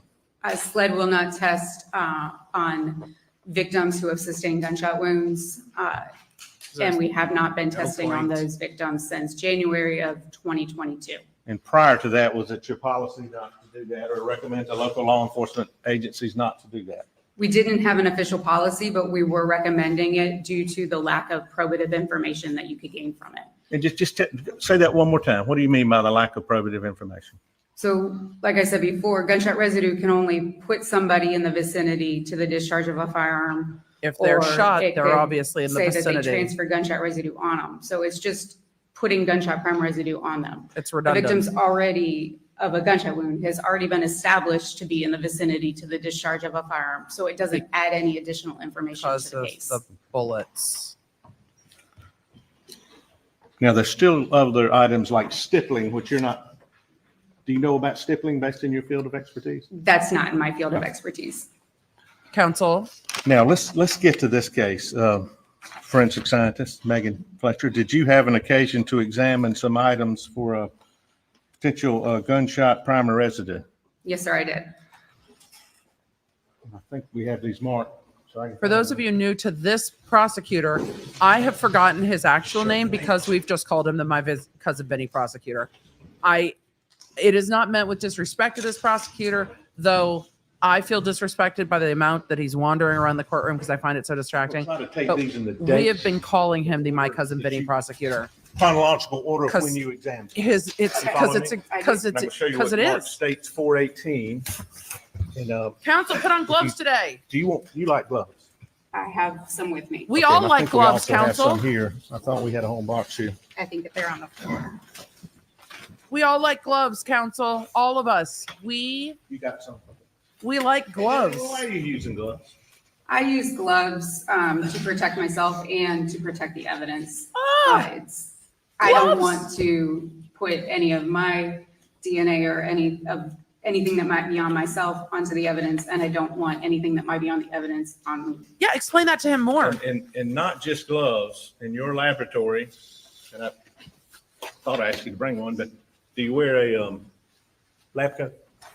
When we process clothing, we do wear lab coats, and that helps protect us from our regular clothes from transferring over any evidence onto, or not evidence, but any materials over onto the evidence. And that's to protect the evidence, really, as much as you, isn't it? Yes, sir. Okay, so you have a lab coat and gloves before you start looking at these items. Counsel, Well, this also has. you were a dumping DNA, things in the trash can yesterday. request on it. Usually the requests are also on the outside of the box. Says- Counsel's like, that's to protect Gloves the on when you're in the evidence, lab isn't looking it? at these. Yes. but Okay. He because it has a molested DNA that request, evidence we yesterday also with have his a bare mask on. fingies. Okay, well, thank you for that. Okay, you have a mask in addition to that. Yes. Okay, please open 418 and tell the jury what it is. Sir, stay there. Bless you. He is like, that's to protect the evidence, isn't it? Sir, we saw you. We saw you do this without your gloves on yesterday. All right. This is probably the shorts and shirt because these haven't been opened up yet. Not the raincoat yet. This is SLED Lab L21-09074, item 19. I recognize it with our yellow barcode sticker. And this is SLED Lab number L21-09074, item number 20, again with our yellow barcode sticker. Oh, yeah. It's time for the ASMR unpackaging. And what date did you examine these on? I didn't physically examine these counsel? items.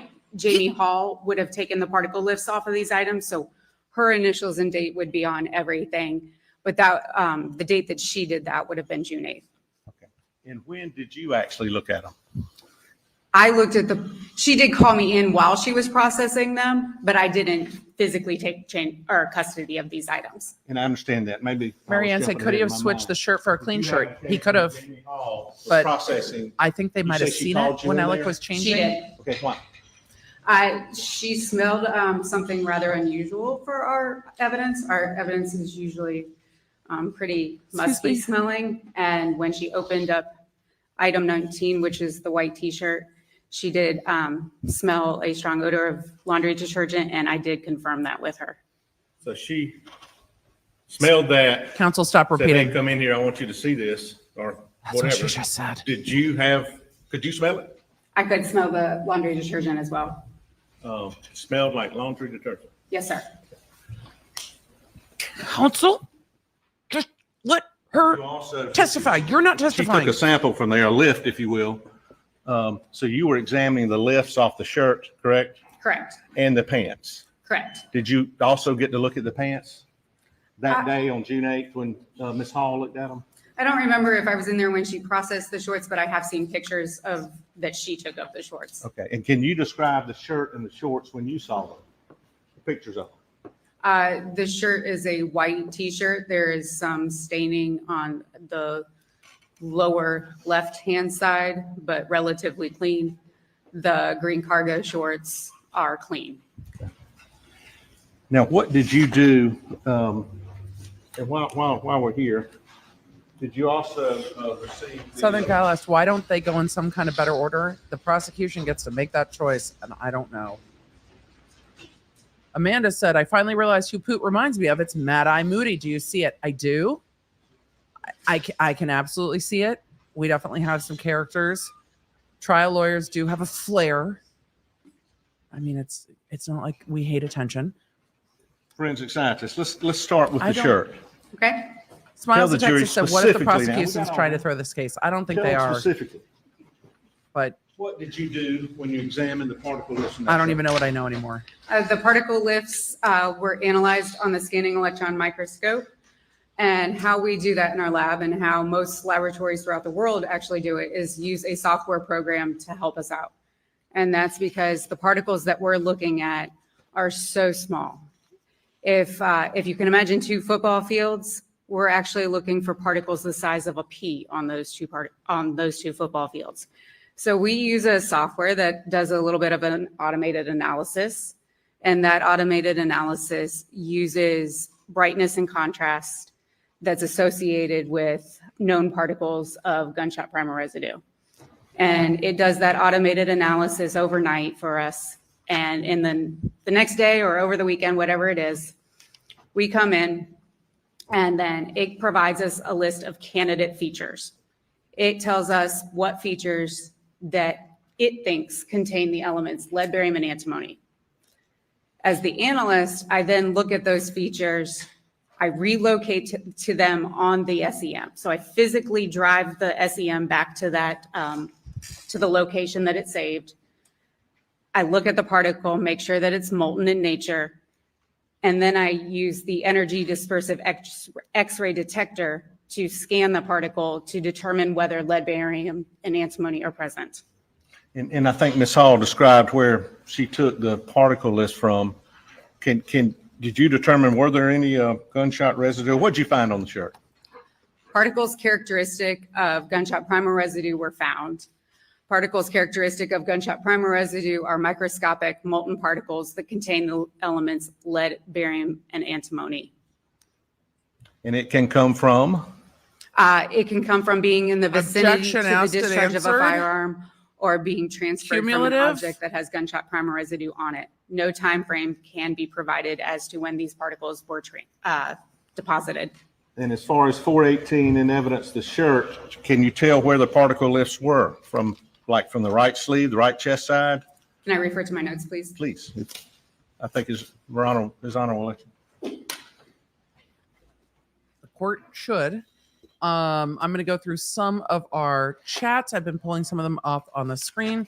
Tamara said biological matter, like on Alex's shoes, that the prosecution handled So before for the white touching his t-shirt, face. from the particle lift that was collected from the right sleeve, right chest area, 2 particles characteristic of gunshot primer residue were found. And from the left sleeve, left chest area, the particle lift collected from there, 1 particle characteristic of gunshot primer residue was found. Those particle lifts are combined into one result for a result of multiple particles. What does that mean that you found two Who particle sneezed? lifts? I mean, as far as the amount Did the of defendant particles sneeze? you found, what does that mean in your field of expertise? My opinion is that that object, this t-shirt, was either in the vicinity to the discharge of a firearm or came into contact with something that had gunshot primer residue on it. I can't tell you the likelihood, which one is more likely to have happened. And that's your opinion, correct? That's my opinion. Now, I also was in wondering- I was 418, and looking at again, the these chat. were the defendant's shirts, pants, and clothes and shoes that we're going to get to in a minute that you were examining, correct? That's my understanding, yes. That's what the chain showed. That's what the submission showed, yes. Submission slip. Thank you. Now let's go to the pants. So this Did is you have an occasion to examine a particle list that Ms. Hall did? Yes, sir, I did. this is not a Okay, ton and, of particles, again, is what and the defense is We going to may get not go at. through this every time, but can you tell the jury what you did again when you were examining the particle list, please? So the particle lifts from the shorts were analyzed the same way as the particle lifts from the shirt, the same way that we analyze every particle lift that's submitted for gunshot primer residue or collected for gunshot primer residue. Goes through the automated process. I go in, I confirm or that there are particles present Thank you, or that there OG Sean aren't White. particles present. And Can you tell me, did you locate any particles and where they were on Yeah. these shorts, please? Yes, sir. On the right side, right groin area, there were 2 particles located and confirmed. And then on the left groin area, there was 1 particle located and confirmed. And you issued a report. What are your findings? the defense is going to argue that this is from him grabbing the shotgun Submission slip said belongs to the before police defendant. arrived. That's what On they're going to states argue this is 418. from, just What's your transferred from opinion? the shotgun. Particles characteristic of gunshot primer residue were found. Again, my opinion is that they were, this pair of shorts were either in the vicinity to the discharge of a firearm or came in contact with something that had gunshot primer residue on it. Again, I can't tell you which is more likely, and I can't tell you when those particles were deposited. And So that that's a could have come reasonable from a explanation that it transfer of came the gun? from the other, it came from the other gun. That's correct. Could have come from being in the vicinity of a shot? That's correct. Could have came from picking up a shotgun out of your gun room that's full of guns. I think this, Could they have again, come from discharging? Well, the shorts themselves can't discharge, so on an inanimate object, we just say that they're in the vicinity to the discharge. That's what I meant, yeah, in the vicinity. oh, shorts can vicinity of a discharge, discharge. ma'am. Yes, sir. Obviously, Shorts they can can't discharge. discharge. Respectfully. Now, She talked about how easy it did is you to have an transfer occasion at the to beginning. examine the lists from Alex Murdaugh's hands that were lifted by Varnado, I believe? Yes, sir, I did. And they're already in evidence. And you basically, after Jamie Hall says, hey, these were all done right, they then go to you, right? Yes, sir. Chat, y'all are making These me are laugh. already in evidence. That's not the GSO. These are the GSR. She just said that's not it. I don't think we need this in evidence. Did you have an occasion to examine the GSR kit? I did. Yes, our kid's in evidence. Murdaugh? Yes, We sir, I need to did. hear about his And hands. did you know, you talked about that 4-hour, 6-hour period. Again, was that checked? And did you make sure that that was collected in the time period or you wouldn't have performed your examination? That's correct. Not only is it checked by the person inventorying, in this case, Jamie Hall, before I will sign off on that inventory sheet, I also double check the GSR information form. That GSR information form that is included in the kit is also scanned, so we retain a record of it so that I can go back and double check that it was within the 6 hours. Okay, so you did that. I did. All right. And what was your, did your examination conclude as far as the particle lift that was taken from the defendant, Alex Murdaugh? So 1 particle lift was collected from his right hand and 1 from his left hand. 1 particle characteristic of gunshot primer residue was found. In general, particles characteristic of gunshot primer residue are microscopic, molten particles that contain the elements lead, barium, and antimony. Gunshot primer residue can come from the discharging of a firearm, being in the vicinity to the discharge of a Why firearm, is she just reading or it coming in? into contact with a surface that has gunshot primer residue on it. Or coming into And y'all contact are with going a to say that surface. conclusion if it's got just a few particle lifts or a bunch of them. I'm sorry. Just a general conclusion, that's what you're going to find, that there were particle lifts and it can come from one of those 3 ways, right? Yes, sir. Discharge, vicinity. 1. For hands, we have one of those 3 ways. For clothing, we only have the vicinity and the transfer. So is that consistent? Dr. Moo put discharging shorts on the If I video grabbed part one of these firearms. next and to handed it Horny. an officer, would that be consistent with your findings? You can get it from a transfer of a firearm? You could get 1 particle from transferring from a firearm, yes. If you fired a firearm and washed your hands and then grabbed a firearm and handed it to a police officer, would that be consistent with that also? Well, you still had that transfer from the firearm. It didn't really matter what you did prior to that. You still could have had that 1 particle on your hands from that transfer of the firearm. The beginning of her testimony Did is you have an occasion to examine the GSR shoes? is readily I did. Particle lifts on the transferable. shoes. Yes, sir. So here we are. GSR is readily transferable. States 419. Okay. Still got your gloves on? No, but I can put another pair on.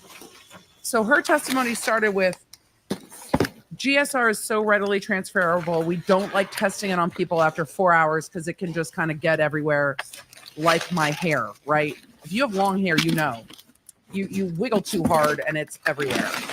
So I don't think him having one particle of GSR on his clothes means he shot anything. And the defense is going to argue he picked up a gun. That's why he has GSR. And if he shot it, he would have GSR everywhere. And he doesn't. So this doesn't matter. And she said it can stay on counsel. Get your hands out of there. Ah! And what were you provided regarding these shoes? We were provided that these were the shoes collected from Richard Alexander Murdaugh. And did you, were you Counsel, able, get your were you fingers, able, well, tell me what your examination from the. get your fingies out of there. No particles characteristic of gunshot primer residue were detected. How many? None. None. None. No. None. None. 0. Don't touch it.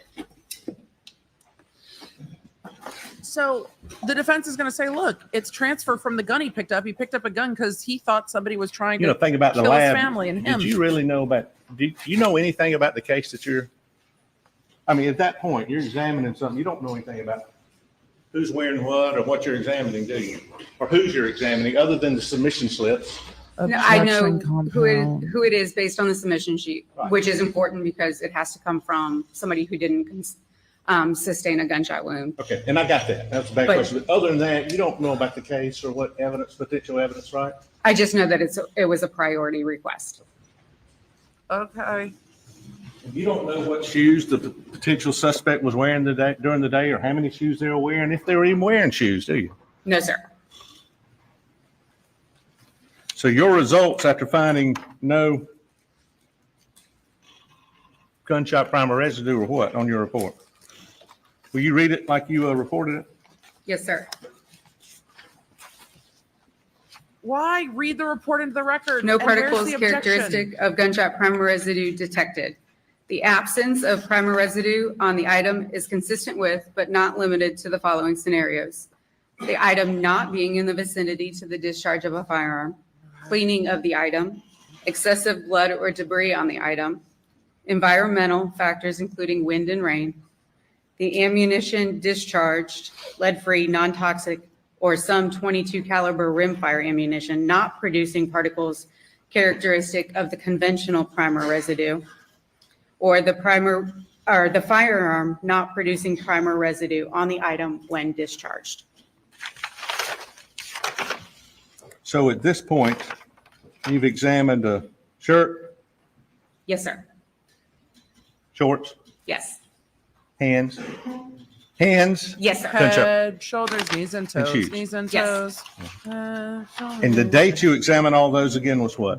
The date that they were placed on the. The particle list that you examined, yes. Yes, the date they were placed on the Let her scanning finish. electron microscope was June 8th, 2021. June 8th. Yes, sir. And that's the same day that Jamie Hall smelled the shirt. Yes, sir. Same day you smelled the shirt. Yes, sir. They smelled the shirt. Did you receive any other items in this investigation where you were requested to determine whether or not there was any gunshot primer residue? Yes, sir. Okay. And I want to show you now what's, I believe, with everybody's help, states number 100. Don't touch it. This is probably going to be the raincoat. Here's the thing. It could mean a lot of things, but the GSR is not conclusive either. It's You said a just as... priority was placed on this case, right? Whoa. Yes, sir. I apologize. Ew, stop touching people. These are the attorneys that... Do I you know, I'm not sometimes, even gonna- or I'm just- have you been present when Jamie just Hall was gonna doing the stop. particle lifts, and have you actually just- assisted?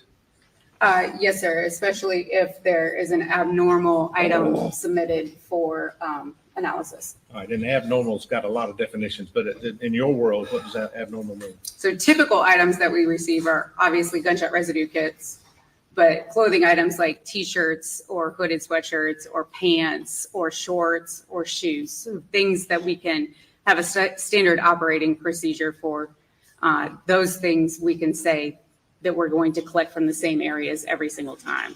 Other items are not so typical and then require a little bit more analysis on them.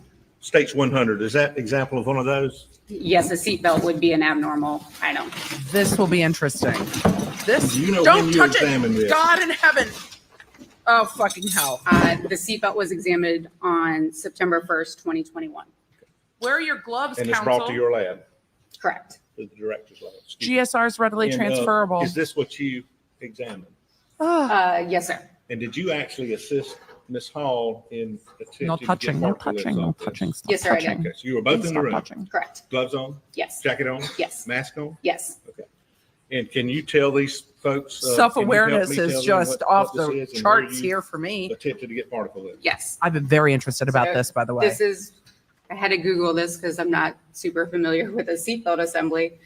This is considered the buckle. This is the part that everybody sees in their vehicle. This bottom portion is what is in between the center Oh, console and that's and the the little seat, power and not thing exposed when a person is sitting, that makes sitting in the vehicle. that makes it bing. That's So the if little I'm power thing that makes it driving, bing when is you're this not gonna be on the plugged right side? in. It should be on your right side, yes. Okay. And what is this? So this Oh. start, This I'm interested in. Oh, nobody's got gloves on. Everybody's just like, fuck it, whatever. Okay, great. here. The next part that everybody's familiar with is the latch plate, which goes into the buckle. And then there's an entire belt that goes into the retractor wheel. Can you And pull that? Let's pull it. Let's pull it. Don't let it go. Sure. I got it. Where did y'all attempt, you and Ms. Hall attempt to get particle lids? So we stretched it out as far as it would go, and we took samples, 3 samples from the belt, front or both sides. Counsel. And we just divided it into 3 sections and took samples from those 3 sections. And this was an abnormal item that you assisted I'm Ms. Hall broken. with? Yes, sir.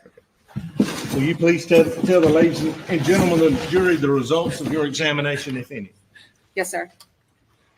Yes, please tell us the results. 1 particle characteristic of gunshot primer residue was found. In general, particles characteristic of gunshot primer residue are microscopic molten particles that contain the elements lead, barium, and antimony. Gunshot primer residue can come from being in the vicinity to the discharge of a firearm or coming into contact with a surface that has gunshot primer residue on it. However, no information can be provided as to the time frame in which this particle was deposited. 1. There was 1. All of this deal about the seatbelt So for in 1. common sense term, how could that get on the seatbelt? Where did you actually find the particle? One, The particle was One particle. located on the particle lift collected from the buckle. So that piece with the red button. that could have been there Just when? in common sense and your expert Forever- opinion, how could forever. that particle get on that buckle? What? It could be from touching something that has gunshot primer residue on it, or possibly being in the vicinity to the discharge of a firearm. So it could be a transfer. That's one. It's probably most likely a transfer, yes, sir. Say why is it probably most likely a Most transfer? likely a transfer. It's Nobody just shot their usually gun not in the car. exposed to the vicinity. If there isn't a gunshot out of that vehicle, then transfer is the most likely scenario. This made sense, right? Yes, sir. The prosecution, is it me? Did I misinterpret what we Were were you getting from the submitted prosecution another- when they were like the seatbelt has GSR? I thought we were getting Potential like piece of evidence in this case. GSR. Forensic scientist Megan Fletcher. Yes, sir, I was. 1. And what was that? This was a blue rain jacket, kind of poncho type jacket. Okay. You know, Okay. when you, 1. There's 1. I guess when that came into your custody, when you looked at it the first time? October 5th, 2021.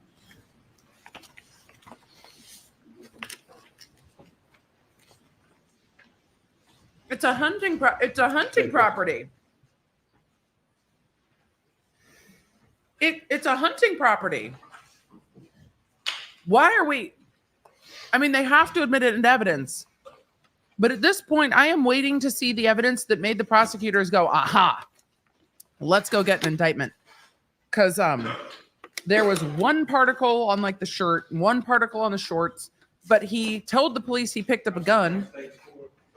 439. I think the fact that the shirt smelled like Excuse me, Your Honor, detergent. we renew our earlier objection to this evidence under 403, but we don't have any additional objections.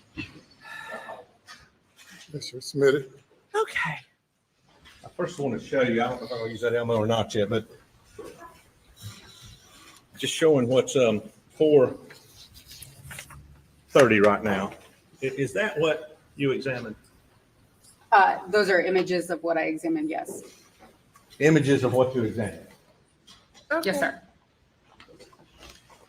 And tell the folks where you conducted this examination specifically. I conducted this examination in the trace evidence laboratory. In the trace laboratory. Yes, sir. And I first noticed there's a well, states 430. It appears that the, well, let me put this on down.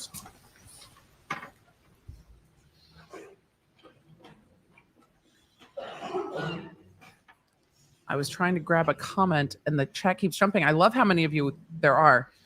Lori, this is fair. The lack of GSR and the lack of blood when he says he touched It Maggie and looks like Paul it's is on a actually, I table or think, something. more. It's actually on two Powerful. tables. It was large enough in order for us to be able to lay it out. We had to put two tables together. Large enough you had to put two tables together. Yes, sir. Okay. And why is it on this white, what's it on? What's underneath?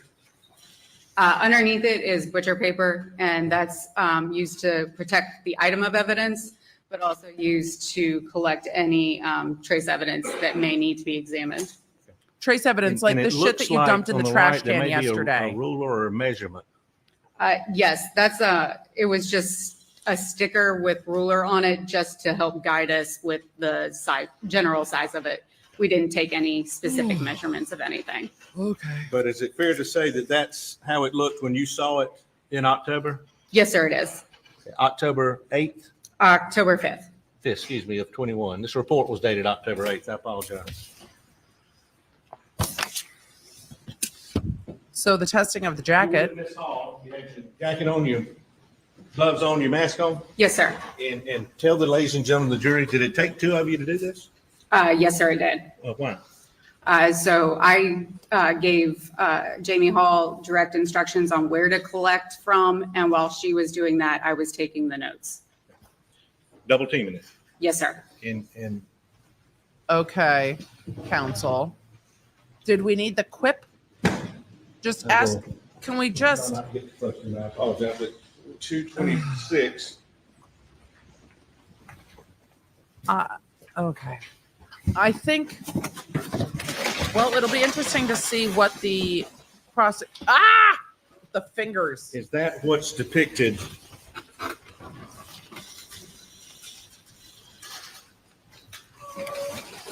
I can look at the pen.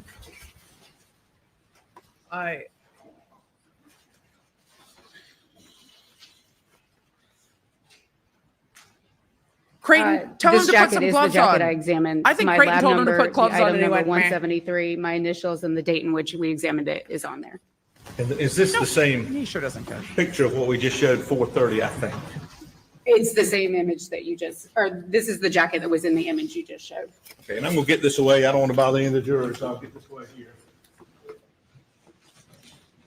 So you and Ms. Hall laid this out to examine it, correct? Yes, sir. Okay.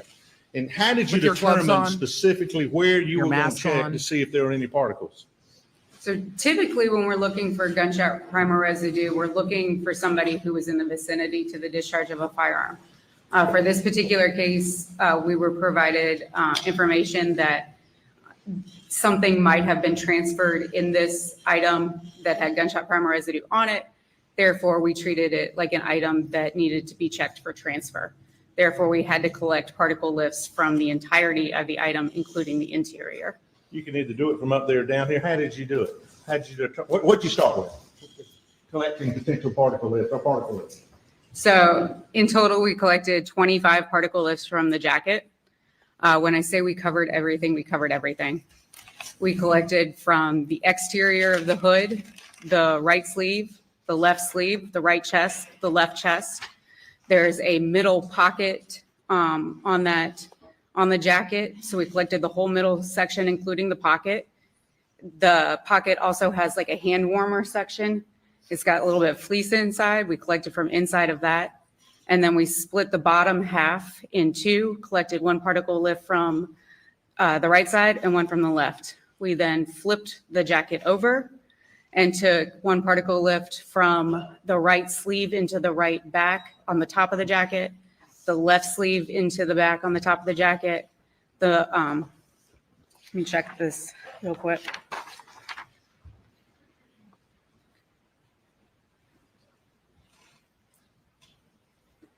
The back sample, the lower half was again split in half, and the right side was collected as well as the left side. Be a little, you said 25, were there a total of 52 particle lifts? There were a total of 25 particle lifts. How many on the outside? How many particle lifts? Yes, specifically, please.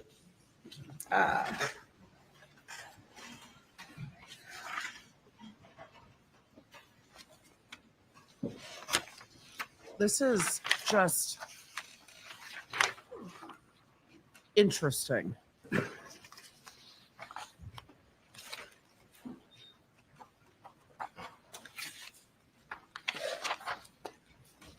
Oh, they didn't break it down to inside and outside, which is why she's 13. counting. And can you tell us now where they were? Where the Particle lists? Yes, where did you swab specifically? That was the The last outside of the witness hood. Lists, not Yesterday. swab, I'm sorry. That's okay. Okay. Yesterday. The outside We did of the this hood. Yesterday. The front right sleeve, the front right chest, the front left sleeve, the front left chest, the middle pocket area, the interior of the pocket area, like a hand warmer section. The bottom half of the coat was split into two, so the bottom right side and the bottom left side. The coat was flipped over and the sleeve and top half of the jacket on the right side was collected. The sleeve and top half of the jacket on the left side was collected. And then the bottom half, the right side was collected and the left side was collected. She said this today, and the witness So yesterday you said mentioned this. the pockets in here. Did you find anything inside these pockets? I'm having a very hard time Where focusing you because put your hands, if you would. you put your As hands all far over as it. particles of gunshot primer residue, Yes. no particles were detected inside that pocket there. None. None. But you checked. We did check. Okay. And the particle lists on the outside of the jacket were how many? 13. A total of particle lifts, Yes. 13, I believe. Okay. And what does that tell you as, in your opinion, as an expert in the field of gunshot? She didn't say that's Residue. how many particles there were. Are you asking the number of particles of gunshot primer residue or particle lifts? Particle list and then your findings. You never Okay, asked for there her were findings. 13 particle lifts collected from the exterior of the jacket, and I did find particles characteristic of gunshot primer residue on it. Now, what does that mean?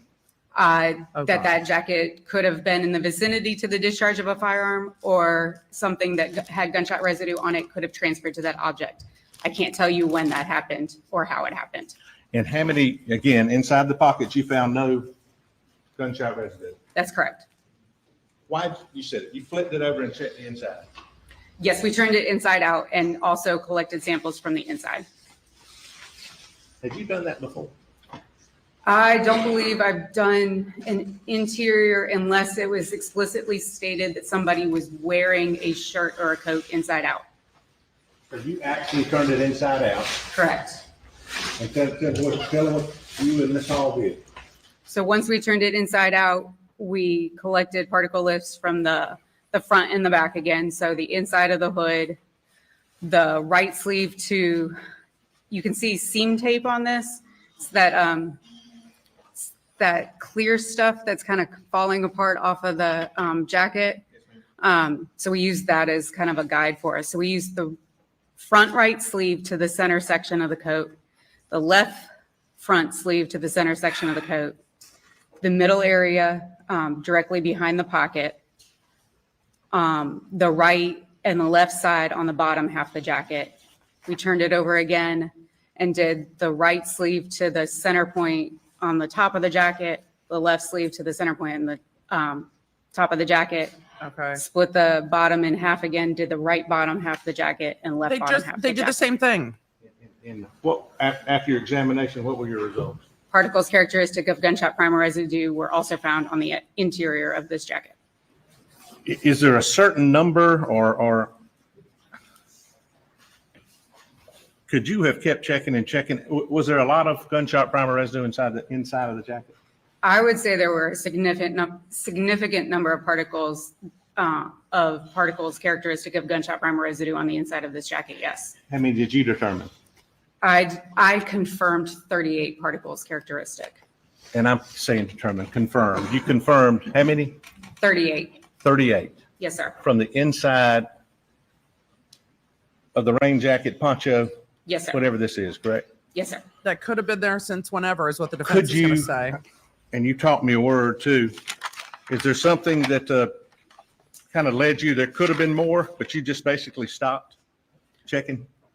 So if we go back to when I talked about the automated analysis, it gives me a list of candidate features that may contain lead, barium, and antimony. There were significantly more particles were listed as candidate features containing the elements lead, barium, and antimony. I had to make an analyst decision based on my experience to stop at the number that I did. Candidate features, Yes, sir. which meant if you went on, So she you stopped. would expect to find more.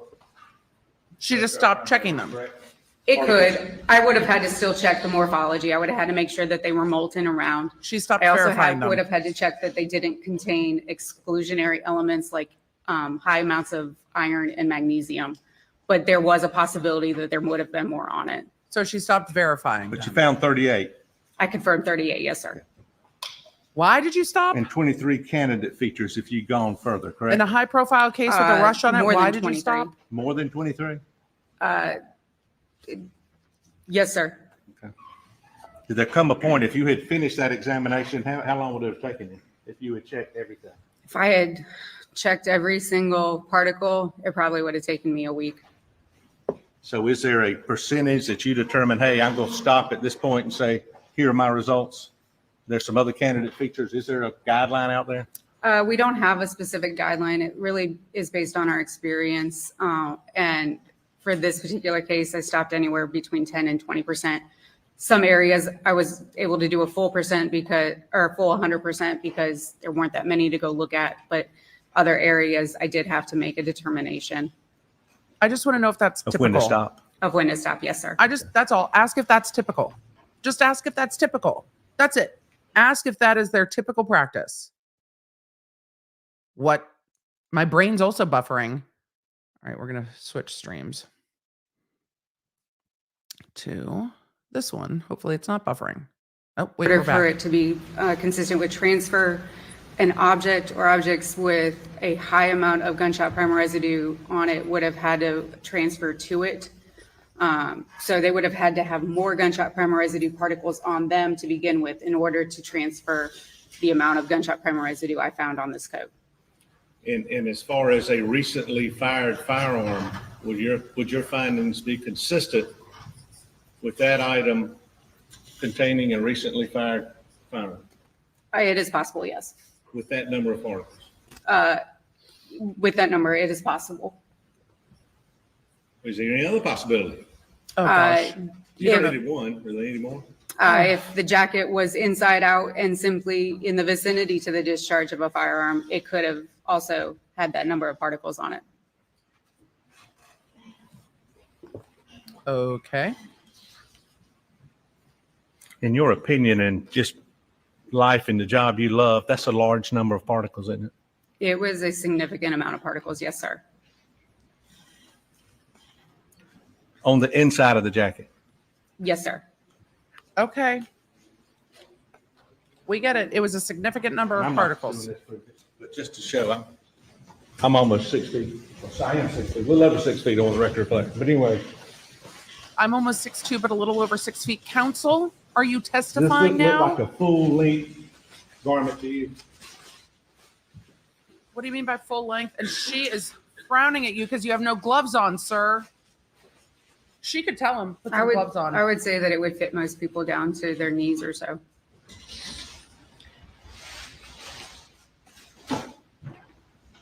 Okay.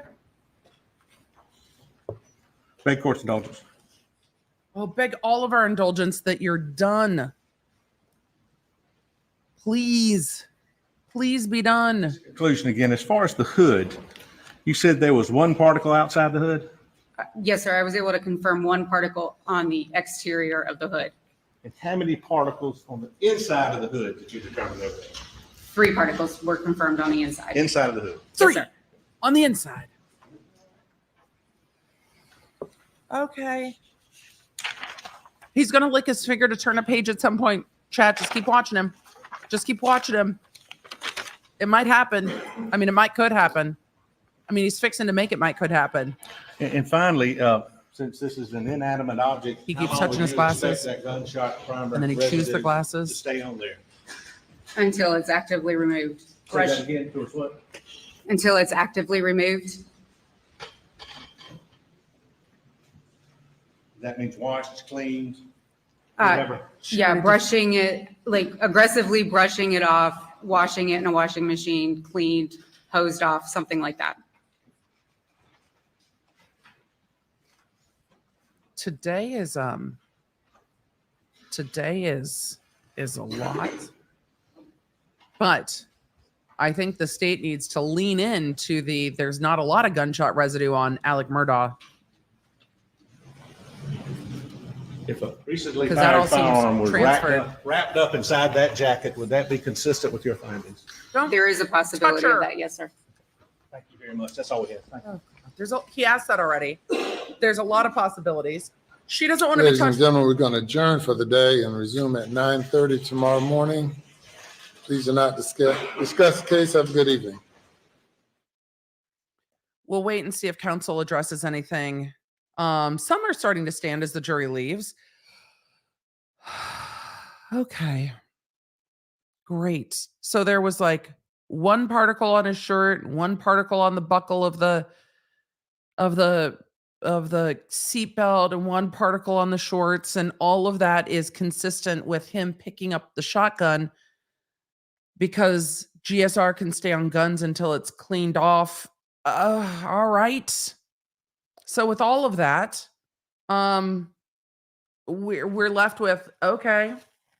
So could Alec have ended up with more GSR on him by touching Maggie and Paul? You will be cross-examined tomorrow. You're not allowed to discuss your testimony with anyone between now and then. Okay. All right. We'll be in recess till tomorrow morning. And court is done for the day. What an interesting day in court. It's an interesting day in court. But yes, GSR can be transferred. And that is one of the things that defense is going to zero in on down the road, is that it can be transferred. All right, let's do a quick summary. I don't know if there's much to summarize today, but let's do a quick summary and then we'll do some questions. And then I have got to skedaddle today because I have got to pack. Tomorrow morning, before I even stream, there will be a new episode of the Emily Show podcast. If you are curious, if you have not subscribed, it's on your favorite podcasting app and here on this YouTube channel. Also, it will be covering Girardi. So there is that. So let us get to a summary. Hold on. I need a screaming goat and some lip gloss. Y'all, this jury has got to be so annoyed today. It's just. Okay, so the prosecution, no. Swoop, Emily, swoop, swoop, swoop-a-doop, swoop, swoop. We are at the end of the world as we know it, and I feel fine. That's not truly what I meant. Today is the end of day 12 of testimony in the Alec Murdaugh murder case. We heard very emotional testimony from Ronnie Crosby, who was a law firm partner at PMPED before it was disbanded after Alec Murdaugh's rampant theft from the law firm that was testified to today. He was close with Paul and Maggie. He is clearly heartbroken over the murders. He was allowed access to the crime scene, as apparently everybody and their mom was. He was able to walk around the crime scene and talk to law enforcement as they were investigating an active murder scene before the victims were removed from the scene. I've never seen before. I shouldn't be surprised at this point. We knew that the lawyers kept arriving, and we knew that law enforcement wasn't telling them what to do or where to go. And it seems that when they needed to take the crime scene photos, they gently said, go on in the house.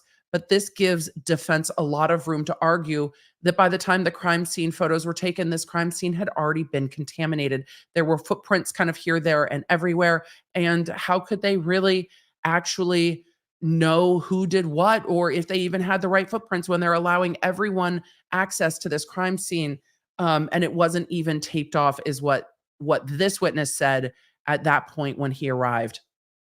But he also testified that when Alec gave him a rundown of his events that evening, or of what he did that night, that he was not up at the kennels. So this is really keying on the fact that Alec said he went to sleep and was not up and near the kennels, when clearly on video he was up near the kennels. Is that lie about where Alec Murdaugh was that night, and the fact that he didn't use his cell phone during the hour when it seems that Paul and Maggie were killed, are those two things going to be enough for this jury to say there is no way he didn't do it? Or is it going to be enough for the jury to say he's involved, but I don't know if he pulled the trigger? I'm not sure either at this point, but we will see. We also have Alec asking Shelley Smith, the caregiver for his mother, to lie, to say, if anyone asks, I was here 30 to 40 minutes. So we start to have these little lies, or seemingly little lies, that could be a very big deal. Will they overcome doubt in this case? Don't know. And then you've got the family guns and things like that, but we didn't really get into it much today until we got to the gunshot residue. Not a lot of gunshot residue on Alec, not a lot on the seatbelt, but a lot of gunshot residue on the inside of the raincoat that was found balled up in his mother's closet. Does that mean that he could have moved the guns with the raincoat and then balled it up in the bottom of the closet? That's what the state's going to argue. The defense is going to argue they're all hunting properties. They have a smokehouse. The mom's house has a smokehouse on the property. It could have gotten there at any time by anyone. And remember, the defense is going to argue, Shelley said she saw a tarp, not a raincoat. And that is a armed tarp raincoat thing. So we will see what happens, but that's really what happened this afternoon. The testimony from Ronnie Crosby was really sad. It was really sad testimony. It shows the devastation that Alec Murdaugh caused, even if he didn't commit these murders. The devastation that has been caused by this individual with the law firm and the financial crimes and everything else is significant. And then there's the murders on top of it. And then the death of his father a few days later. It impacted everyone around them. And the law firm partners are personally paying back the money that Alec Murdaugh stole back into the firm, so the firm can pay back out the clients to the tunes of over $5 million. But at the end of today, I have a massive headache. I'm sure a lot of you do. It's been days of difficult testimony, some witnesses that were clear, and today had some of the most clear testimony. But we will see what happened. We will see what happens tomorrow. I don't know. This case is supposed to be done Friday. I don't think there's a chance there's going to be a case done Friday, because we still haven't even gotten to the end of the prosecution's case in chief. And we know the defense has an extensive witness list as well. And then after the defense is done, remember, the prosecution gets to bring rebuttal witnesses. So it's going to be weird.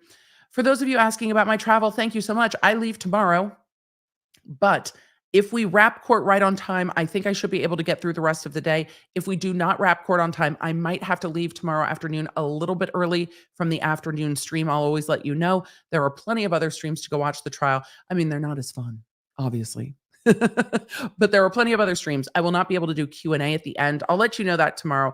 And then I will be streaming again.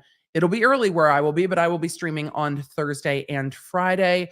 God love the internet where I can just set up and stream. So I will still be streaming trial even when I'm traveling. Tomorrow is going to be the only day that I miss a little bit in the afternoon. I'm interested to see where the prosecution goes in the morning. So let us finish. We're going to answer some questions, and then I'm going to go do the things I need to do. Can you explain the guns Ronnie mentioned? I thought that was the secret conversation. That only one weapon was missing. They didn't ask about the shotgun. Ronnie said that Alec thought maybe one of the 300 blackouts was missing. But in the motion hearings, it was asked about a conversation on June 10th at John Marvin, Alec's brother's house. They never asked about that conversation. So they didn't. Let's see. Crystal McFarland, your commentary reaction to the lack of gloves has me rolling. This is Chaos. Found you during Deputy Heard. So glad to have you back. While I work from home, I'm happy to be back. Hopefully my yelling doesn't scare anybody today. I know occasionally I'm like, what? And people are like, ah. I try. Hear me out.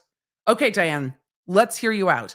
In my brain, if I was a juror, I'm thinking he was so sneaky with the financial crimes, he very well could have told everyone to go because he knew that would be an argument of contamination, the crime scene. Just saying. Diane, I don't think that is a far-fetched theory at all.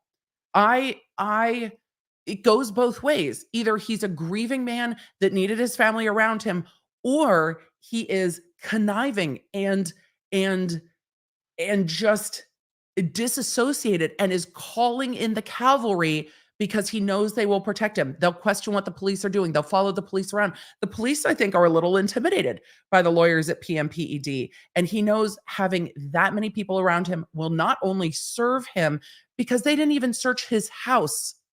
They look-seed around his house. Well, his brother followed them around. And knowing that other people would be at the crime scene, and then his defense attorneys could turn around and argue, see, the investigation was sloppy because they let everybody up and around this crime scene. I think it is a completely fair train of thought. Can we please make the prosecutor lick all the fingers? Didn't that tech yesterday tell the lady prosecutor it was covered in stuff you don't want on you? Yes. And the lady prosecutor went ahead and put her gloves on. And I was like, oh, honey, don't touch it. Your suit is so lovely. But she put the gloves on. He clearly didn't care. Weren't they all warned yesterday that there were chemicals all on the rain jacket? Yes, they were, because there was LCV and everything else on it. And yesterday when the attorney was touching it, he was doing this afterwards in front of the jury. That's just the optics. Even if it doesn't matter, even if it's not going to be retested, if there's a retrial or an appeal or whatever, even if that, the optics are sloppy. I need EDB to interview the AGs. Called the what the fuck were you were thinking? I don't. Just like I don't want to talk to Elaine at this point, I don't want to talk to anybody. Doffing the rain slicker like PPE, generational attorney with knowledge of firearms, law, and wealth. Yep. Was in work car equals GSR less likely, got gun after. He was in the work car, but I think he took that car back to the house and got the shotgun and then went back to the kennels. So I think it tracks with his story at that part. Okay, so not a nothing, could be 1950s residue. And the prosecution's going to argue he hid the guns in it, and the defense is going to argue everybody Hunts could have been there forever. It goes, again, we're back to, it goes both ways. And most of the evidence in this trial goes both ways. His phone was off during the time when the prosecution says that Maggie and Paul were murdered. Did he turn it off because he knew that that's what he was doing? Or was he asleep on the couch? Goes both ways. It supports both stories. The only thing that doesn't support both stories is him saying he was never at the kennels and him telling Shelley Smith, if anybody asks, I was here 30 to 40 minutes. Those two things don't. But they've been so lost in the weeds, I don't even know if the jury will remember them at this point. Was he tested for substances at all? It doesn't seem like he was. Doesn't seem like he was. And in the car the night of the murders, I think he had chew in because he kept opening the door to spit. Maybe someone else did this. He owes lots of money. And that is the issue with letting in the financial crimes. When they go check after check after check, it's just like, these are all the people that Alex screwed over. Could someone he screwed over want revenge? But I think the prosecution did a good job of tying back with the witness that when they talked, and this was also hearsay, and the defense didn't object to it, when they talked to the clients and reimbursed them, the clients didn't know that they were entitled to more. So at least with the clients, it goes to, they didn't know. Like they didn't, at the time of the murders, the clients didn't know they had been stolen from, and they were shocked. But it still doesn't clear some of the other things. And they have still not cleared the others involved in the boat case and why they didn't look at it. We know a ton of DNA was taken and phones were downloaded. So we'll see. The prosecution lost me today after they let their case down. I hate that last attorney. I think a lot of people are frustrated with that last attorney. Have a safe trip. Thank you. I will. Oh my God, laughing at the evidence with bare hands is cracking. I just can't. I can't. Thank you so much, you guys, for the super chats. There is definitely a lot of the most GSR is on the blue raincoat, and the defense fought like hell to keep that out.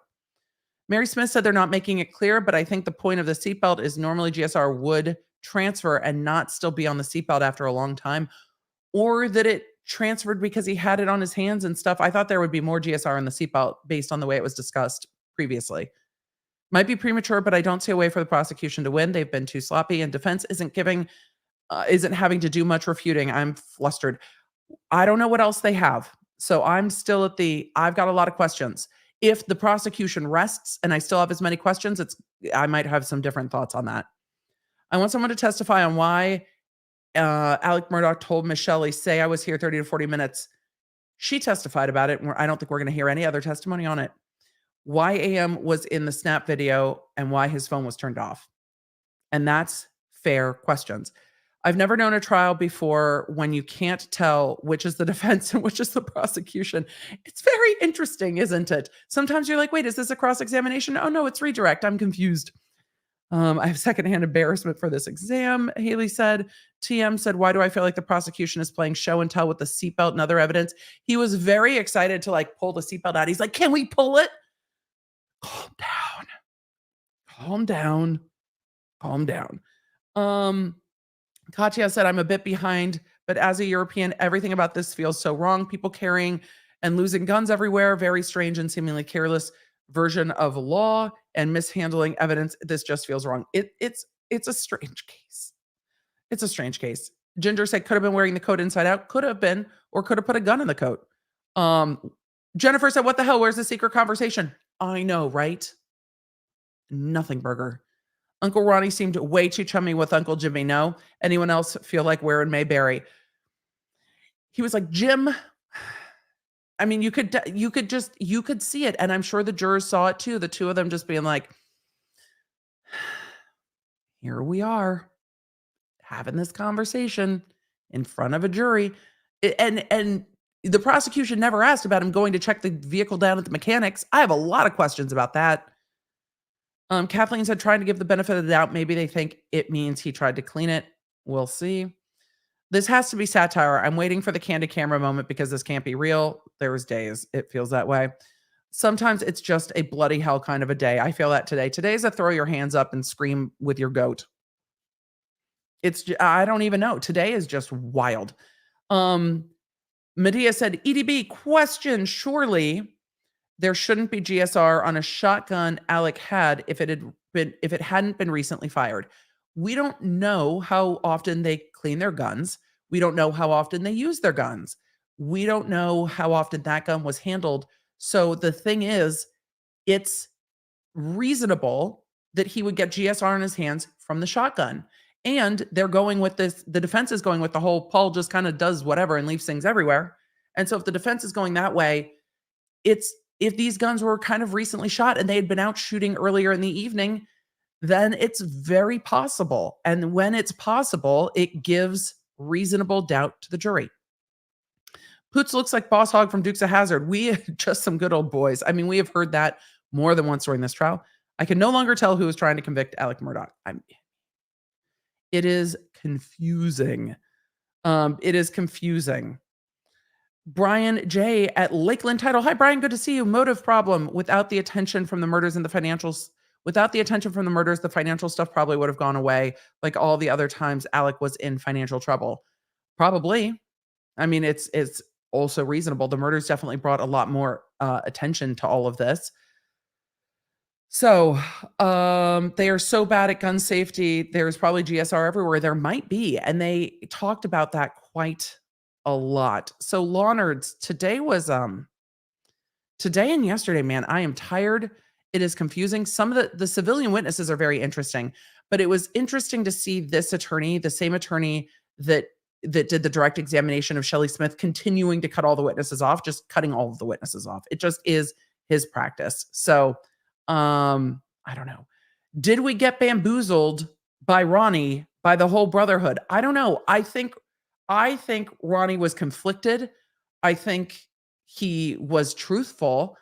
Was he 100% forthcoming? I don't know if we'll ever know, but he did say, the second he found out about the ceiling, I believe that he said, fuck, we have to fire him. This is the worst. And I don't doubt that he was mad about the law firm stuff.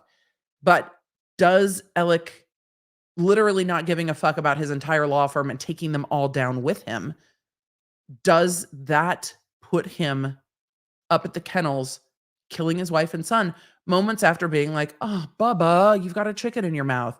But also, if he's there at 8:44 and the phones go silent around 8:40, like right at 8:49, how does he not hear that? But also, how does he have time to clean up, get to his mom's, get back, and leave blood nowhere? But also, he clearly lies about touching the bodies multiple times, trying to flip them over, trying to do this and do that.